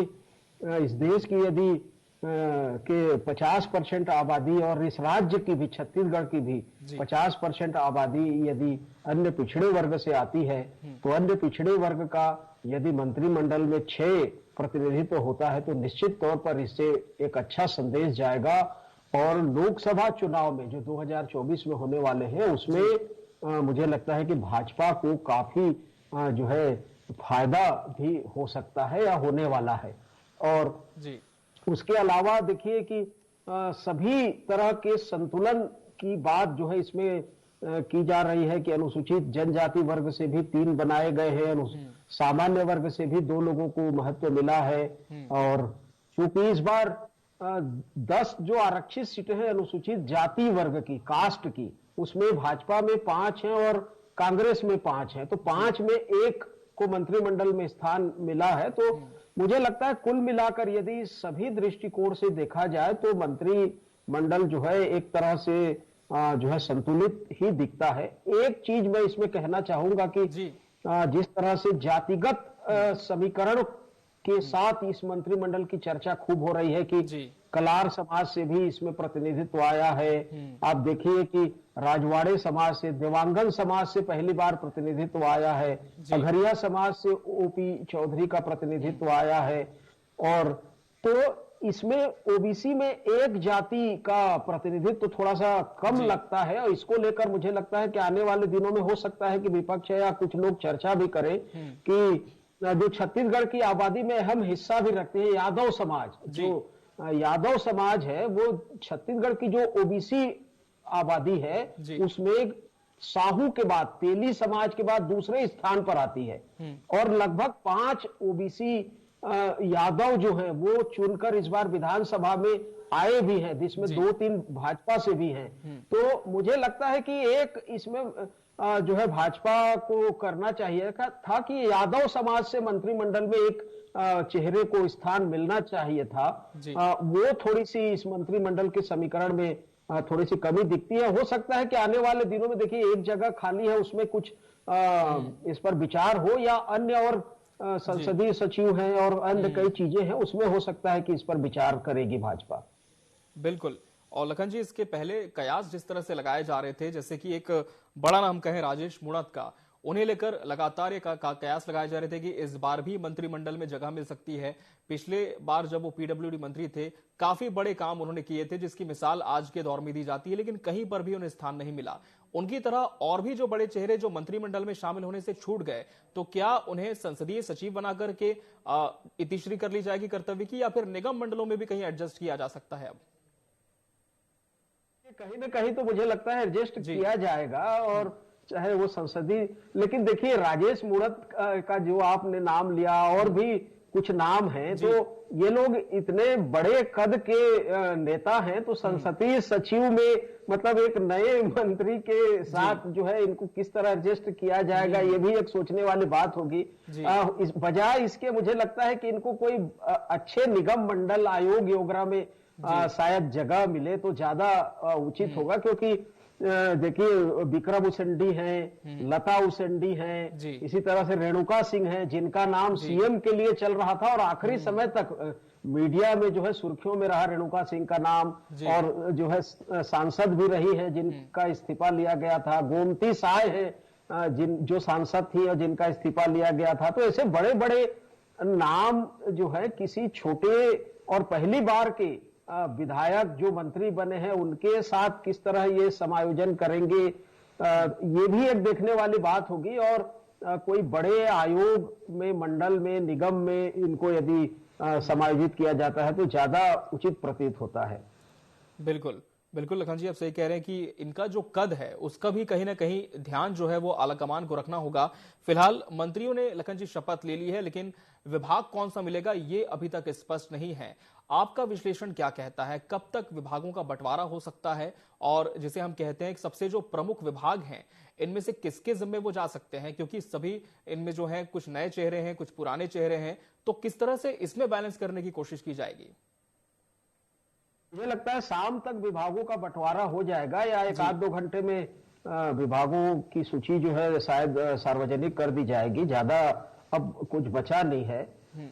देखिए कि भाजपा की जो रणनीति होती है उसके बारे में जो है एक्यूरेट कोई अनुमान लगाना तो कठिन होता है कि कौन से जो है चेहरे को या किस मंत्री को कौन सा विभाग दिया जाएगा, क्योंकि ये लोग जो है भाजपा की जो कार्यशैली है, रणनीति, ये किसी को भी, एकदम नए व्यक्ति को भी कोई ऐसा काम दे सकते हैं जिसके बारे में लोग जो है सामान्यतया अनुमान नहीं लगाते, कयास नहीं लगाए थे, जिसका जो है हमने देखा कि चाहे वो राजस्थान के मुख्यमंत्री की बात हो या और भी, अभी जैसे किरण सिंहदेव को जिस तरह से भाजपा का अध्यक्ष बनाया गया है, पहली बार के विधायक हैं, इसी तरह कई चेहरे ऐसे पहली बार के विधायक हैं जिनको मंत्रिमंडल में शामिल किया गया है, किसी तरह का कोई अनुभव नहीं है। और ऐसे बड़े कद्दावर जो अनुभवी जो विधायक हैं उनको मंत्रिमंडल में जगह नहीं मिला है, तो इसलिए कुछ कहना मुझे लगता है जल्दबाजी होगी।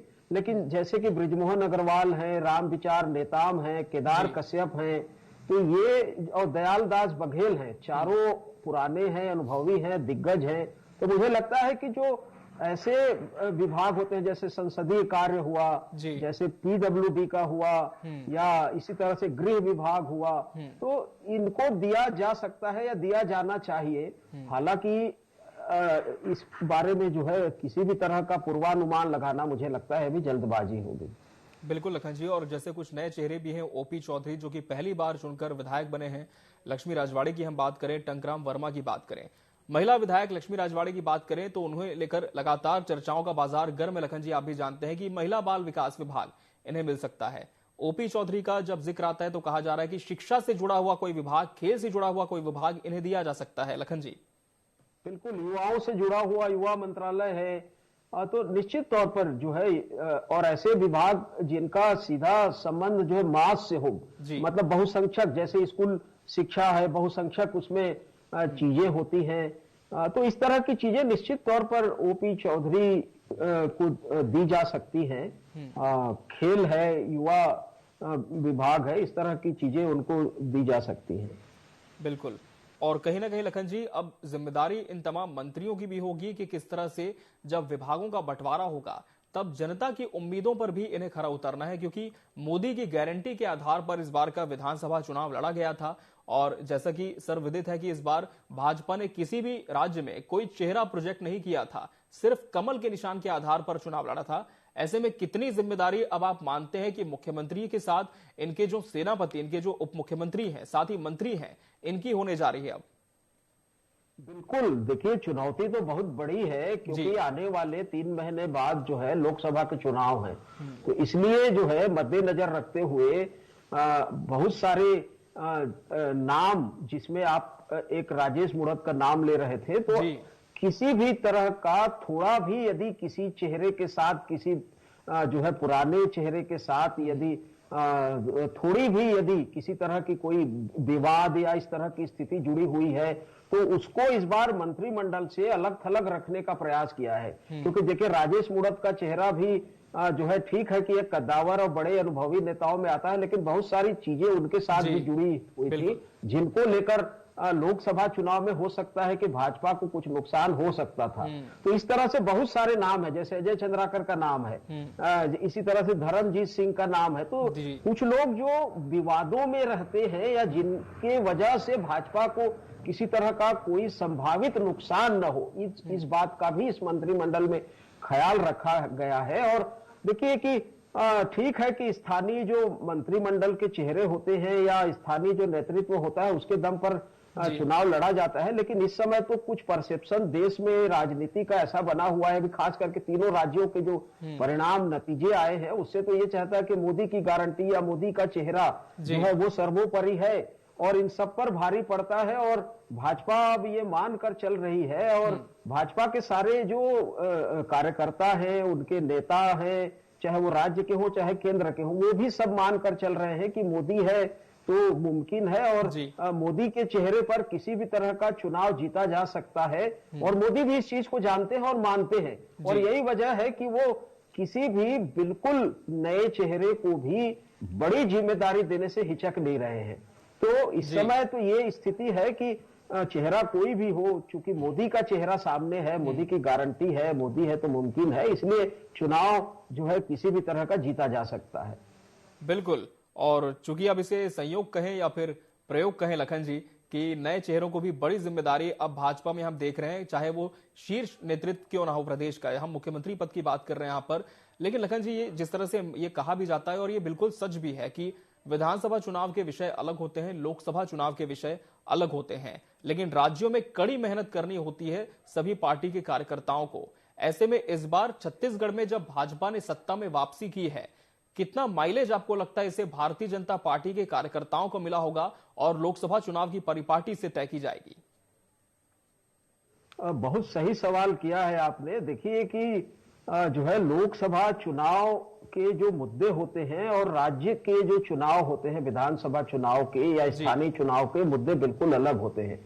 और इसमें तो देखिए कि भाजपा को महारत है एक तरह से कही जाए कि जब राज्यों के विधानसभा चुनाव में अप्रत्याशित तरीके से, जैसे छत्तीसगढ़ का जो चुनाव है वो बिल्कुल एक तरह से अप्रत्याशित था भाजपा के लिए, जो है इतनी सीट लाना, तो जब इस तरह की परिस्थिति में, इस तरह की स्थिति में भाजपा जब यहां फतह हासिल कर सकती है, स्थानीय मुद्दों को लेकर जिस तरह से भाजपा ने अपनी बढ़त बनाई, जीत बनाई, और पिछले 15 साल के 3 कार्यकाल में कभी इतनी सीट भाजपा के लिए आई थी, तो इस बार जो है जितनी सीटें आई हैं, तो इसलिए मुझे लगता है कि भाजपा के लिए लोकसभा चुनाव में अब चुनौतियां कम हो जाएंगी, क्योंकि राष्ट्रीय जो मुद्दे होते हैं लोकसभा चुनाव उस पर होते हैं और राष्ट्रीय मुद्दों में भाजपा कहीं कम नहीं है। देखिए राम मंदिर का मुद्दा किस तरह से जो है एक तरह से कहे जाए कि सिस्टमेटिक ढंग से, बहुत ही जो है सोची समझे ढंग से उसको किस तरह से आगे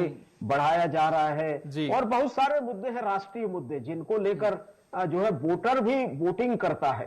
तो जो है लोकसभा चुनाव में मुझे लगता है भाजपा को बहुत कठिनाई नहीं है। और वैसे भी भाजपा का जो संगठन है वो रात दिन मेहनत करता है। भाजपा का संगठन जिस तरह से काम करता है, उनकी जिस तरह की कार्यशैली होती है, उनके कार्यकर्ताओं को हमेशा जिस तरह से एक्टिव रखा जाता है, तो एक तरह से एक्टिविज्म जिसको कहा जाए कि 24 घंटे 365 दिन काम करने की जो शैली है, जो परंपरा है और जो कड़ी मेहनत करने का जो है एक सगल है, एक चलन है भाजपा में, तो वो जो है भाजपा को जीत की ओर ले जाता है।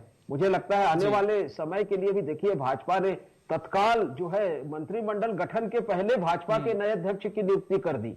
इससे अंदाजा लगाया जा सकता है कि भाजपा इस चुनाव को लेकर कितनी जो है चिंतित है या संजीदगी के साथ पेश आ रही है। और बस्तर से भले ही मंत्रिमंडल में एक ही केदार कश्यप को स्थान मिला, लेकिन भाजपा का अध्यक्ष बस्तर को दे दिया, तो ये भी एक बड़ा मैसेज है कि दीपक बैच के सामने किरण सिंह देव जो है किस तरह से बस्तर को एकजुट रखने में सफल होंगे निश्चित तौर पर। तो कुल मिलाकर रणनीति के मामले में, संगठन के मामले में, काम के मामले में भाजपा का इस समय मुकाबला करना कांग्रेस के लिए बहुत कठिन है।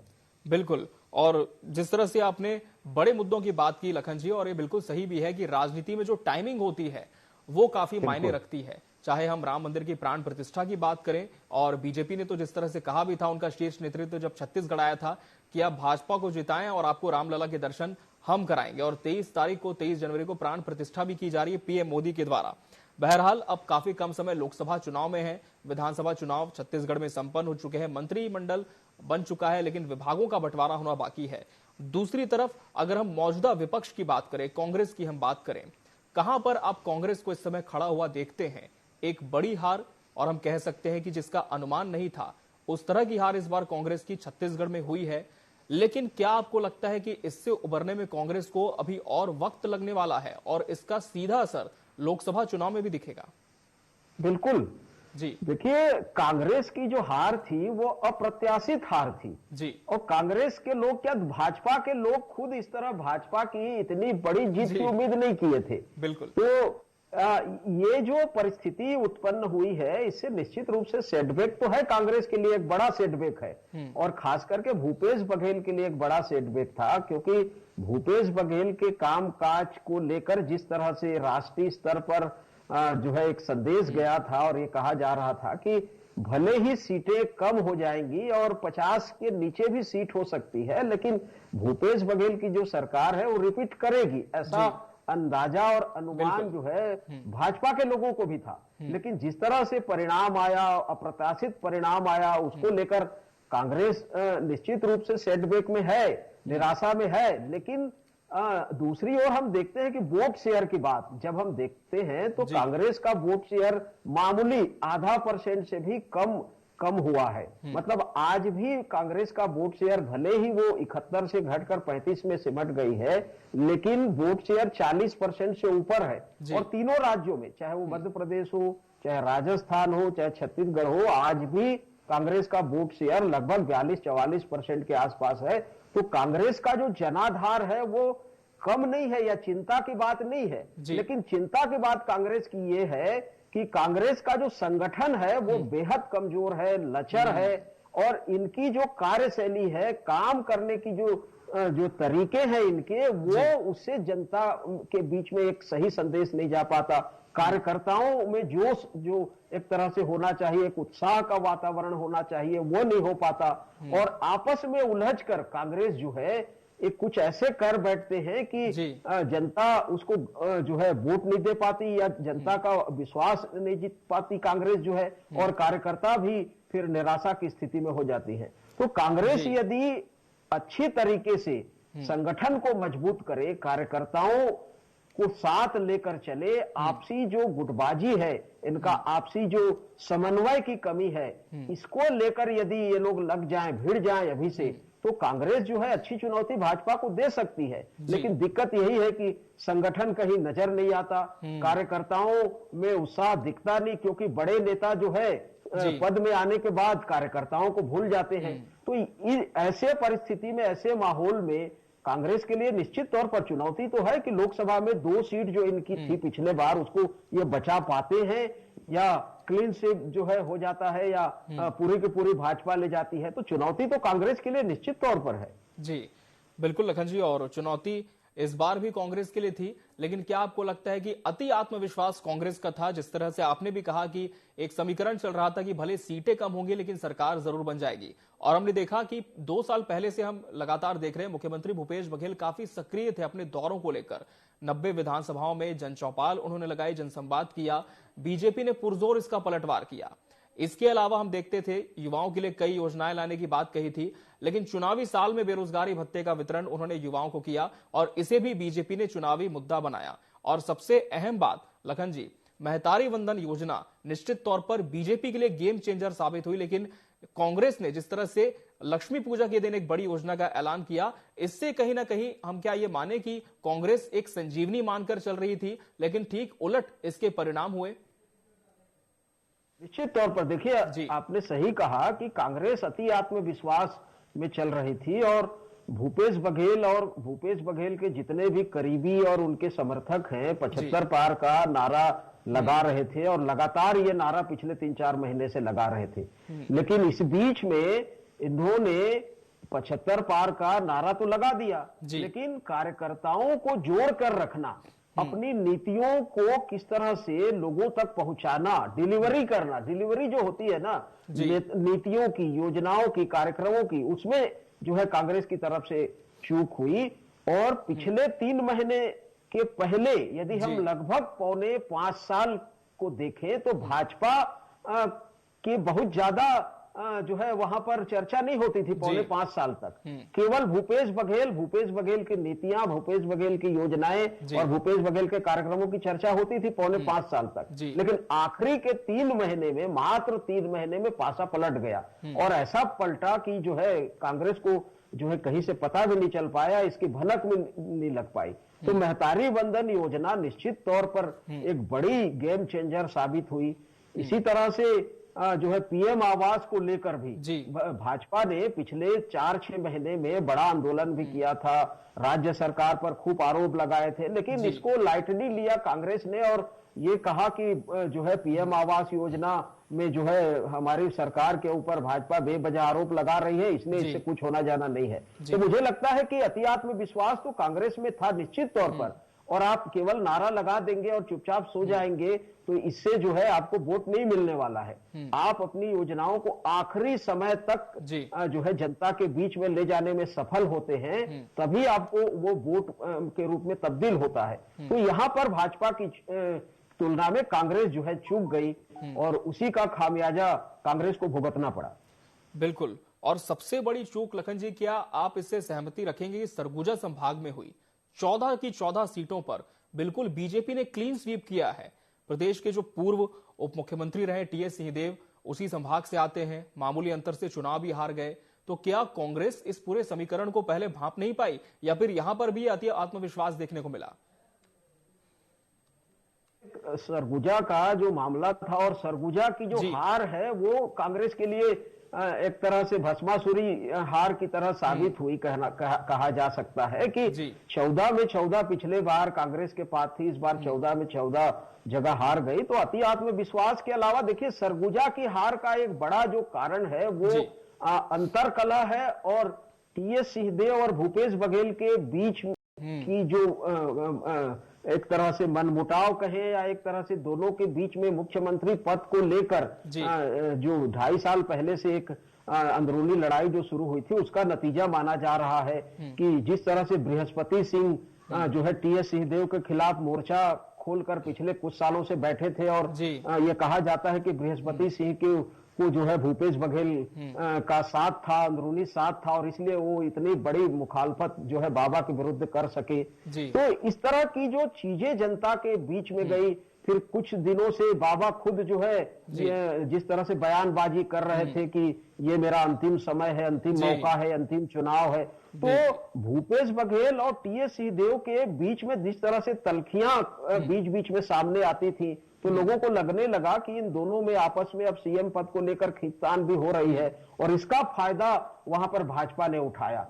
और भाजपा ने केवल सरगुजा ही नहीं, बस्तर में और सरगुजा में दोनों जगह जो है अपने केंद्रीय जो नेतृत्व है, केंद्रीय जो मंत्रिमंडल के जो कद्दावर जो केंद्रीय मंत्री हैं, सबको लगा कर रखा और लगातार जो है ये जुड़े रहे, और इसका फायदा भाजपा को मिला।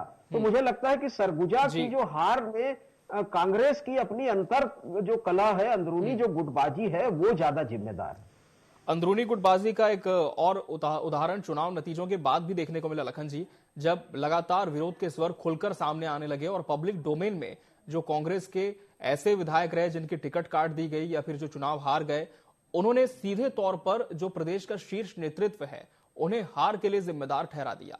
कारण बताओ, नोटिस जारी हुआ, जवाब से संतुष्टि नहीं मिली तो उनका निष्कासन भी कर दिया गया। आप समझ रहे हैं मेरा इशारा किनकी ओर है, लेकिन क्या आपको लगता है कि निष्कासन की ये कार्रवाई कांग्रेस के लिए काफी होगी, या फिर संगठन को मजबूत करने के लिए ऐसे जो विरोध के स्वर हैं उन्हें भी साथ में लेकर चलना कांग्रेस के लिए ज्यादा जरूरी था? देखिए, निष्कासन की कार्रवाई तो इनको करना मजबूरी थी, क्योंकि इसका गलत संदेश जा रहा था कि जिस तरह से ये मुखालफत कर रहे थे और जो है शैलजा जी जो प्रभारी थी उनके विरुद्ध जिस तरह से आरोप लग रहे थे, तो निष्कासन कांग्रेस के लिए जरूरी हो गया था। और देखिए, कोई भी पार्टी में जब इस तरह हार होती है तो कुछ लोग तो सवाल उठाते ही हैं, कुछ लोग बाहर भी जाते हैं, जो है सफलता जब तक मिलती रहती है तब तक सब साथ रहते हैं। मुझे लगता है कि कांग्रेस को इस समय सबसे जो जरूरी है अपने संगठन को लेकर सोचने की है और संगठन पर ध्यान देने की है। ठीक है कि भूपेश बघेल संगठन को मजबूत करने के लिए जो है बहुत काम किए हैं और घूम घूम कर उन्होंने एक जनाधार बनाया है, कांग्रेस का एक वोट बैंक बनाया है, लेकिन अभी भी कांग्रेस का संगठन भाजपा की तुलना में कहीं नहीं है। और जो है यही वजह है कि आने वाले दिनों में कांग्रेस को मुझे लगता है कि अपने संगठन को मजबूत करने में अधिक ध्यान देना चाहिए और पूरी ताकत संगठन को मजबूत करने में लगानी चाहिए। बिल्कुल, संगठन को मजबूत तो करना ही है प्रादेशिक तौर पर, लेकिन राष्ट्रीय तौर पर हम देखें, इंडिया गठबंधन जिसका गठन हुआ, लेकिन अब उसमें भी काफी उलझन देखने को मिल रही है। क्या आपको लगता है कि लोकसभा चुनाव आते तक जो विवाद की स्थिति है वो और बढ़ सकती है और इसका फायदा कहीं ना कहीं फिर से बीजेपी को मिल सकता है? निश्चित तौर पर देखिए, यदि एकजुटता नहीं रहेगी इंडिया गठबंधन में तो उसका फायदा भाजपा को मिलना ही है। और भाजपा तो ये चाहेगी कि जो है इसमें एकजुटता बनी न रहे, इसलिए बीच बीच में बहुत सारी चीजें जो होती हैं, अफवाह जो होती हैं, वो भाजपा के द्वारा भी फैलाई जाती हैं, ताकि किसी भी प्रकार से इस गठबंधन की जो एकजुटता है वो विखंडित होती रहे या एकजुटता ना हो पाए। तो ये तो चीजें हैं, लेकिन जिस दिन यदि इंडिया गठबंधन में एकजुटता आ जाएगी तो ये भाजपा के लिए भी चुनौती होगी, क्योंकि 2019 का जो चुनाव है या 2014 का जो लोकसभा का चुनाव है वो 2024 से अलग था।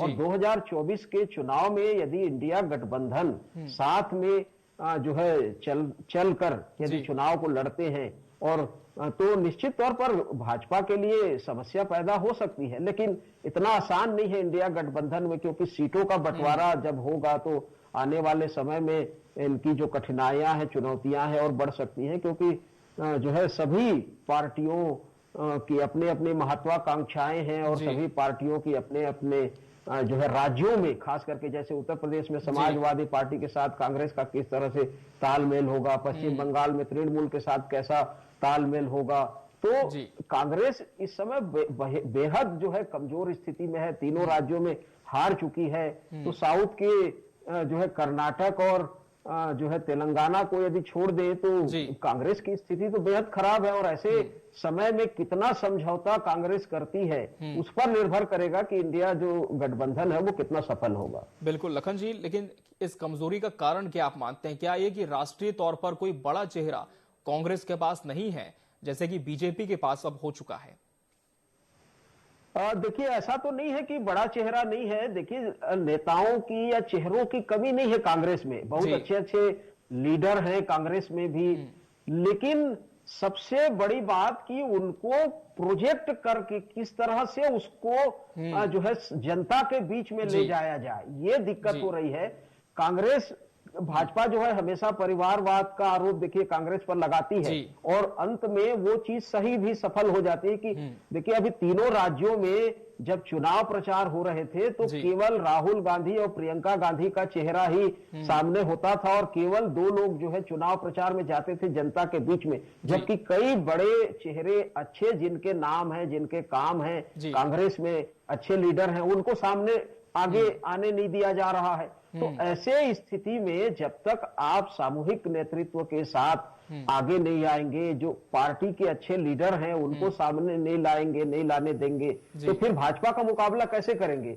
आपका संगठन कहीं है नहीं जमीन पर और ऊपर से आप अच्छे लीडर को पीछे रखेंगे, तो ये जो दिक्कतें हैं कांग्रेस की, इन दिक्कतों की वजह से भी कांग्रेस दिनों दिन जो है स्थिति खराब होती जा रही है। बिल्कुल लखन जी, और कहीं ना कहीं इन्हीं सारे समीकरणों को कांग्रेस को साधना होगा और उसके बाद चाहे हम प्रादेशिक तौर पर देखें या राष्ट्रीय नेतृत्व की हम चर्चा करें, एक मजबूती विपक्ष के तौर पर कांग्रेस को मिल सकती है। बहरहाल हम एक बार फिर से छत्तीसगढ़ का रुख करेंगे लखन जी, और चूंकि हम देख पा रहे हैं तस्वीरों में भी कि अब धीरे धीरे जो मंत्री जिन्होंने शपथ ली है पद की वो बाहर आ चुके हैं राजभवन से और प्रतिक्रियाओं का दौर लगातार जारी है। और जैसा कि आपने भी कहा कि जल्दी विभागों का भी बंटवारा हो सकता है। इस बार लखन जी हमने देखा छत्तीसगढ़ में, मध्य प्रदेश में, अन्य राज्यों में बीजेपी ने मुख्यमंत्री तो बनाया ही, नए चेहरों को मौका दिया है, लेकिन साथ में 2 उप मुख्यमंत्री के पद भी दिए हैं। इसके पीछे किस तरह की राजनीति हो सकती है और कितना दायित्व इनका अहम हो सकता है सरकार में? निश्चित तौर पर देखिए तीनों राज्यों में 2 उप मुख्यमंत्री की घोषणा मुख्यमंत्री के साथ की गई और स्पीकर की भी, देखिए तीनों राज्यों में स्पीकर की भी घोषणा की गई जी। तो ये जो है एक नया ट्रेंड भाजपा ने जो है शुरू किया है और एक नई भाजपा जिसको अभी कहा जा रहा है कि अटल बिहारी वाजपेयी और आडवाणी और जोशी मुरली मनोहर के जमाने की जो भाजपा थी अब नहीं रह गई है, अभी ये मोदी और शाह की भाजपा है। तो एक नई भाजपा एक नए कलेवर के साथ, नई जो है रणनीतियों के साथ और नई नीतियों के साथ जो है आ रही है जनता में। तो मुझे लगता है कि 2 डिप्टी सीएम बनाने का जो मुख्य मकसद है, मुझे लगता है कार्यकर्ताओं में उत्साह का संचार करना है, क्योंकि इससे कार्यकर्ताओं में जो एक तरह से उत्साह पैदा होता है और वही आगे चलकर किसी भी पार्टी की या सरकार की योजनाओं को, नीतियों को और कार्यक्रमों को जो है गांव-गांव तक, घर-घर तक जो है पहुंचाता है। तो इसका जो मुख्य मकसद है, मुझे लगता है कि जातिगत समीकरण तो था ही कि देखिए छत्तीसगढ़ में अनुसूचित जनजाति से मुख्यमंत्री बनाया, एक सामान्य वर्ग से उप मुख्यमंत्री बनाया, एक ओबीसी से उप मुख्यमंत्री बनाया, एक सामान्य वर्ग से स्पीकर बना दिया। तो ये जो एक तो समीकरण का जो संदेश है जनता तक ले जाने का जो है मुख्य मकसद है और इससे उत्साह बना रहता है संगठन में। लोगों को लगता है कि जो है कल के दिन में हमें भी कोई न कोई पद मिल सकता है। नए लोगों को देखिए भाजपा का जो एक इसमें संगठन के साथ साथ ये भी काबिले तारीफ है भाजपा की रणनीति का कि नए चेहरों को मौका देने में भाजपा नहीं हिचकती। पहली बार के विधायक को मुख्यमंत्री बना देना, पहली बार के विधायक को कैबिनेट मंत्री बना देना, पहली बार के विधायक को उप मुख्यमंत्री बना देना, पहली बार के विधायक को भाजपा का अध्यक्ष बना देना। तो जब इस तरह की परिपाटी आती है और इसका एक संदेश जाता है कार्यकर्ताओं में और जनता में, तो लोगों को लगता है नीचे के कि कल के दिन में हमको भी यहाँ अवसर मिलेगा। बिल्कुल। तो ये जो एक बड़ा संदेश जो जा रहा है, ये भाजपा के लिए जो है रामबाण सिद्ध हो रहा है। बिल्कुल, और रामबाण, राम का आपने जिक्र किया लखन जी, और हमने देखा कि इस बार के जो छत्तीसगढ़ चुनाव थे उसमें ये नाम भी काफी प्रभावी था। चाहे हम कवर्धा की बात करें, किसी से छुपाने किस तरह से एक बड़ा विवाद वहां पर सामने आया था, और विजय शर्मा एक आइकन के तौर पर उभरे थे। जेल गए, जेल से जब बाहर आए तो माहौल कुछ और था। पूर्व सरकार के मंत्री मोहम्मद अकबर को हराकर बड़ी लीड के साथ चुनाव जीता और उप मुख्यमंत्री उन्हें बना दिया। तो क्या कहीं ना कहीं एक जो हिंदुइज्म का फैक्टर है, आप मानते हैं कि अब वो छत्तीसगढ़ में भी काफी हावी होने लगा है अन्य राज्यों की तरह? लोकसभा चुनाव में देखिए हम चर्चा कर रहे थे तो राम मंदिर के साथ साथ हिंदुत्व का जो मुद्दा है वो लोकसभा में आने वाला है और सर्वोपरि रहेगा। और इन तीनों राज्यों में भी इस बार जो भाजपा की इतनी बड़ी जीत आई है उसमें भी जो हिंदुत्व है, हिंदुइज्म है, वो सबसे सर्वोपरि रहा। आपने बहुत सही कहा और सब लोग इस चीज को जानते हैं कि देखिए विजय शर्मा का जेल जाना उनके लिए वरदान साबित हुआ। इसी तरह से इसके पहले 2018 में भूपेश बघेल का जो है जमीन प्रकरण में जेल जाना उनके लिए वरदान साबित हुआ। तो इस तरह की जो चीजें किसी नेता के साथ जब होती हैं तो निश्चित तौर पर जनता के बीच में इसका जो जाता है उसको पार्टियां भुनाने की कोशिश करती हैं। और इस बार भी विजय शर्मा के साथ यही हुआ कि ये कहा जाता है कि हिंदू मुस्लिम का कोई बहुत बड़ा इशू या बहुत बड़ा एजेंडा वहां नहीं था।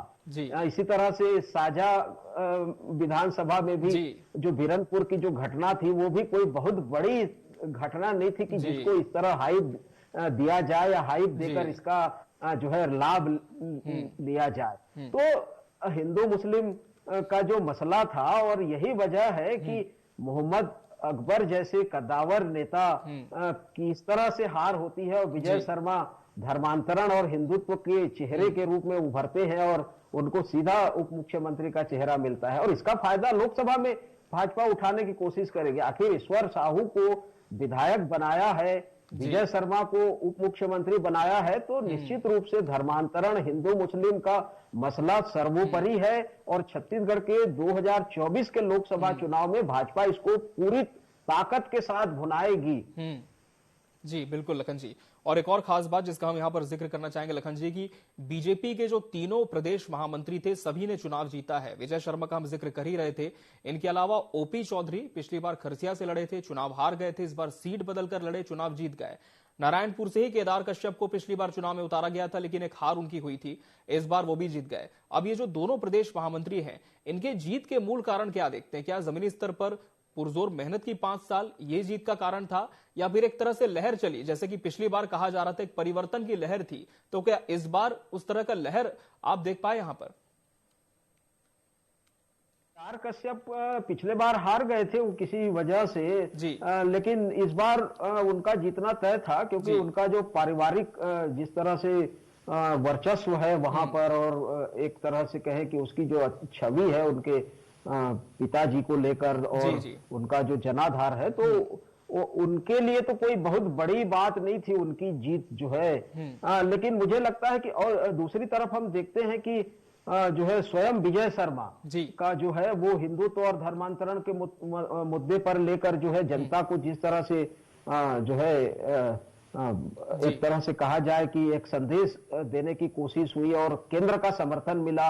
हेमंत बिस्व शर्मा हो या चाहे आप योगी हो का दौरा वहां पर जिस तरह से कराया गया और माहौल को एक तरफा जिस तरह से बनाने की कोशिश की गई तो उसका लाभ विजय शर्मा को मिला। कार्यकर्ताओं के बीच में लगातार उसा ओपी चौधरी की जो जीत है वो देखिए वो हार पिछले बार इसलिए थी कि खरसिया में एक तो दोनों उमेश पटेल और एक ही जात के और एक ही लगभग जो है रिश्तेदारी के लोग थे और जो है वर्चस्व है अघरिया समाज का वहां पर और उनके अगेंस्ट में उनके विरोध में ओपी चौधरी को टिकट में देकर उतारा गया था। तो इसलिए पिछले बार तो ये तय माना जा रहा था कि ओपी चौधरी की हार तय है। यदि इस बार भी ओपी चौधरी खरसिया से खड़े होते तो इस बार भी हारते। देखिए सीट बदलना उनके लिए ओपी चौधरी के लिए जो है जीत का एक तरह से गारंटी सिद्ध हुई और यदि सीट नहीं बदलते तो ओपी चौधरी भले ही कितना भी बड़ा नाम हो या काम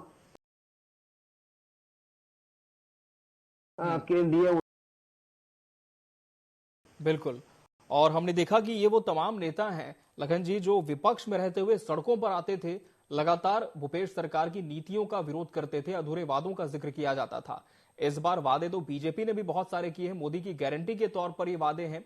पहली जब कैबिनेट की बैठक हुई 18 लाख से ज्यादा आवासों को स्वीकृति मिल गई, लेकिन अभी इम्तिहान और है सरकार के सामने। और कहा यह भी जाता है कि 6 महीने का जो समय होता है किसी भी सरकार का वो बहुत ही सहज होता है, औपचारिक तौर पर सरकार का संचालन होता है, विरोध नहीं किया जा सकता। लेकिन इसके बाद जब लोकसभा चुनाव संपन्न हो जाएंगे, क्या लगता है कांग्रेस किस तरह से एक बार फिर विपक्ष की भूमिका में होगी? क्या इस बार का भी जो विपक्ष है वो काफी आक्रामक नजर आएगा छत्तीसगढ़ में? बिल्कुल, आक्रामक कितना होगा ये तो कहना थोड़ी जल्दबाजी होगी, लेकिन आक्रामक आना चाहिए, आक्रामक नजर आना चाहिए, आक्रामक होना चाहिए कांग्रेस को। यदि कांग्रेस आक्रामक नहीं होगी, आक्रामक नजर नहीं आएगी, तो कांग्रेस खत्म हो जाएगी, जैसे कि केंद्र में जिस तरह की स्थिति है। और 35 की संख्या जो है कांग्रेस के लिए कोई कम संख्या नहीं है। एक बहुत ही बेहद जो है मजबूती के साथ जो है विधानसभा में ये सरकार का और सत्ता पक्ष का जो है मुकाबला कर सकते हैं। लेकिन ये देखना होगा, और निश्चित तौर पर जो है अभी उमेश पटेल की जिस तरह से आक्रामकता दिखाई दे रही है, यदि पिछले 5 साल में जब मंत्री थे उमेश पटेल, तब उस समय अपने मंत्रिमंडल के कामकाज को लेकर इतने आक्रामक रहते तो सरकार की इतनी फजीहत नहीं होती। तो कहने का मतलब ये है कि हारने के बाद यदि आप आक्रामक होते हैं तो अपने बचाव के लिए, अपने अस्तित्व के लिए आक्रामक होते हैं। लेकिन भाजपा को जिस तरह से 54 सीट मिली है, तो भाजपा के सामने कांग्रेस कितनी आक्रामक होगी, तो भी मुझे लगता है कि आने वाले समय में भाजपा का मुकाबला करना कांग्रेस के लिए बहुत कठिन होगा, जब तक ये संगठन को मजबूत नहीं करेंगे। बिल्कुल, तो संगठन करना इनके लिए सबसे महत्वपूर्ण है। सदन में आप कितना भी जो है बहस कर ले, कुछ दिनों के सदन में आप बहस करके एक संदेश दे सकते हैं, लेकिन संगठन को जब तक आप मजबूत नहीं करेंगे, तब तक आपका जो जनाधार है वो वोट के रूप में तब्दील नहीं होता। बिल्कुल, तो देखना होगा कि विपक्ष कितना आक्रामक होता है, और सरकार जो कि अब पूरे माइलेज के साथ छत्तीसगढ़ में संचालित होगी, चूंकि मंत्रिमंडल का गठन हो चुका है। फिलहाल विभागों के बंटवारे में थोड़ा सा समय है, इसके बाद यह भी स्पष्ट हो जाएगा किस मंत्री को कौन सा विभाग अलॉट किया जा रहा है। बहरहाल लखन जी, आपका बहुत बहुत धन्यवाद हमसे जुड़ने के लिए, और प्रादेशिक से लेकर राष्ट्रीय विषयों पर चर्चा करने के लिए आपका बहुत शुक्रिया।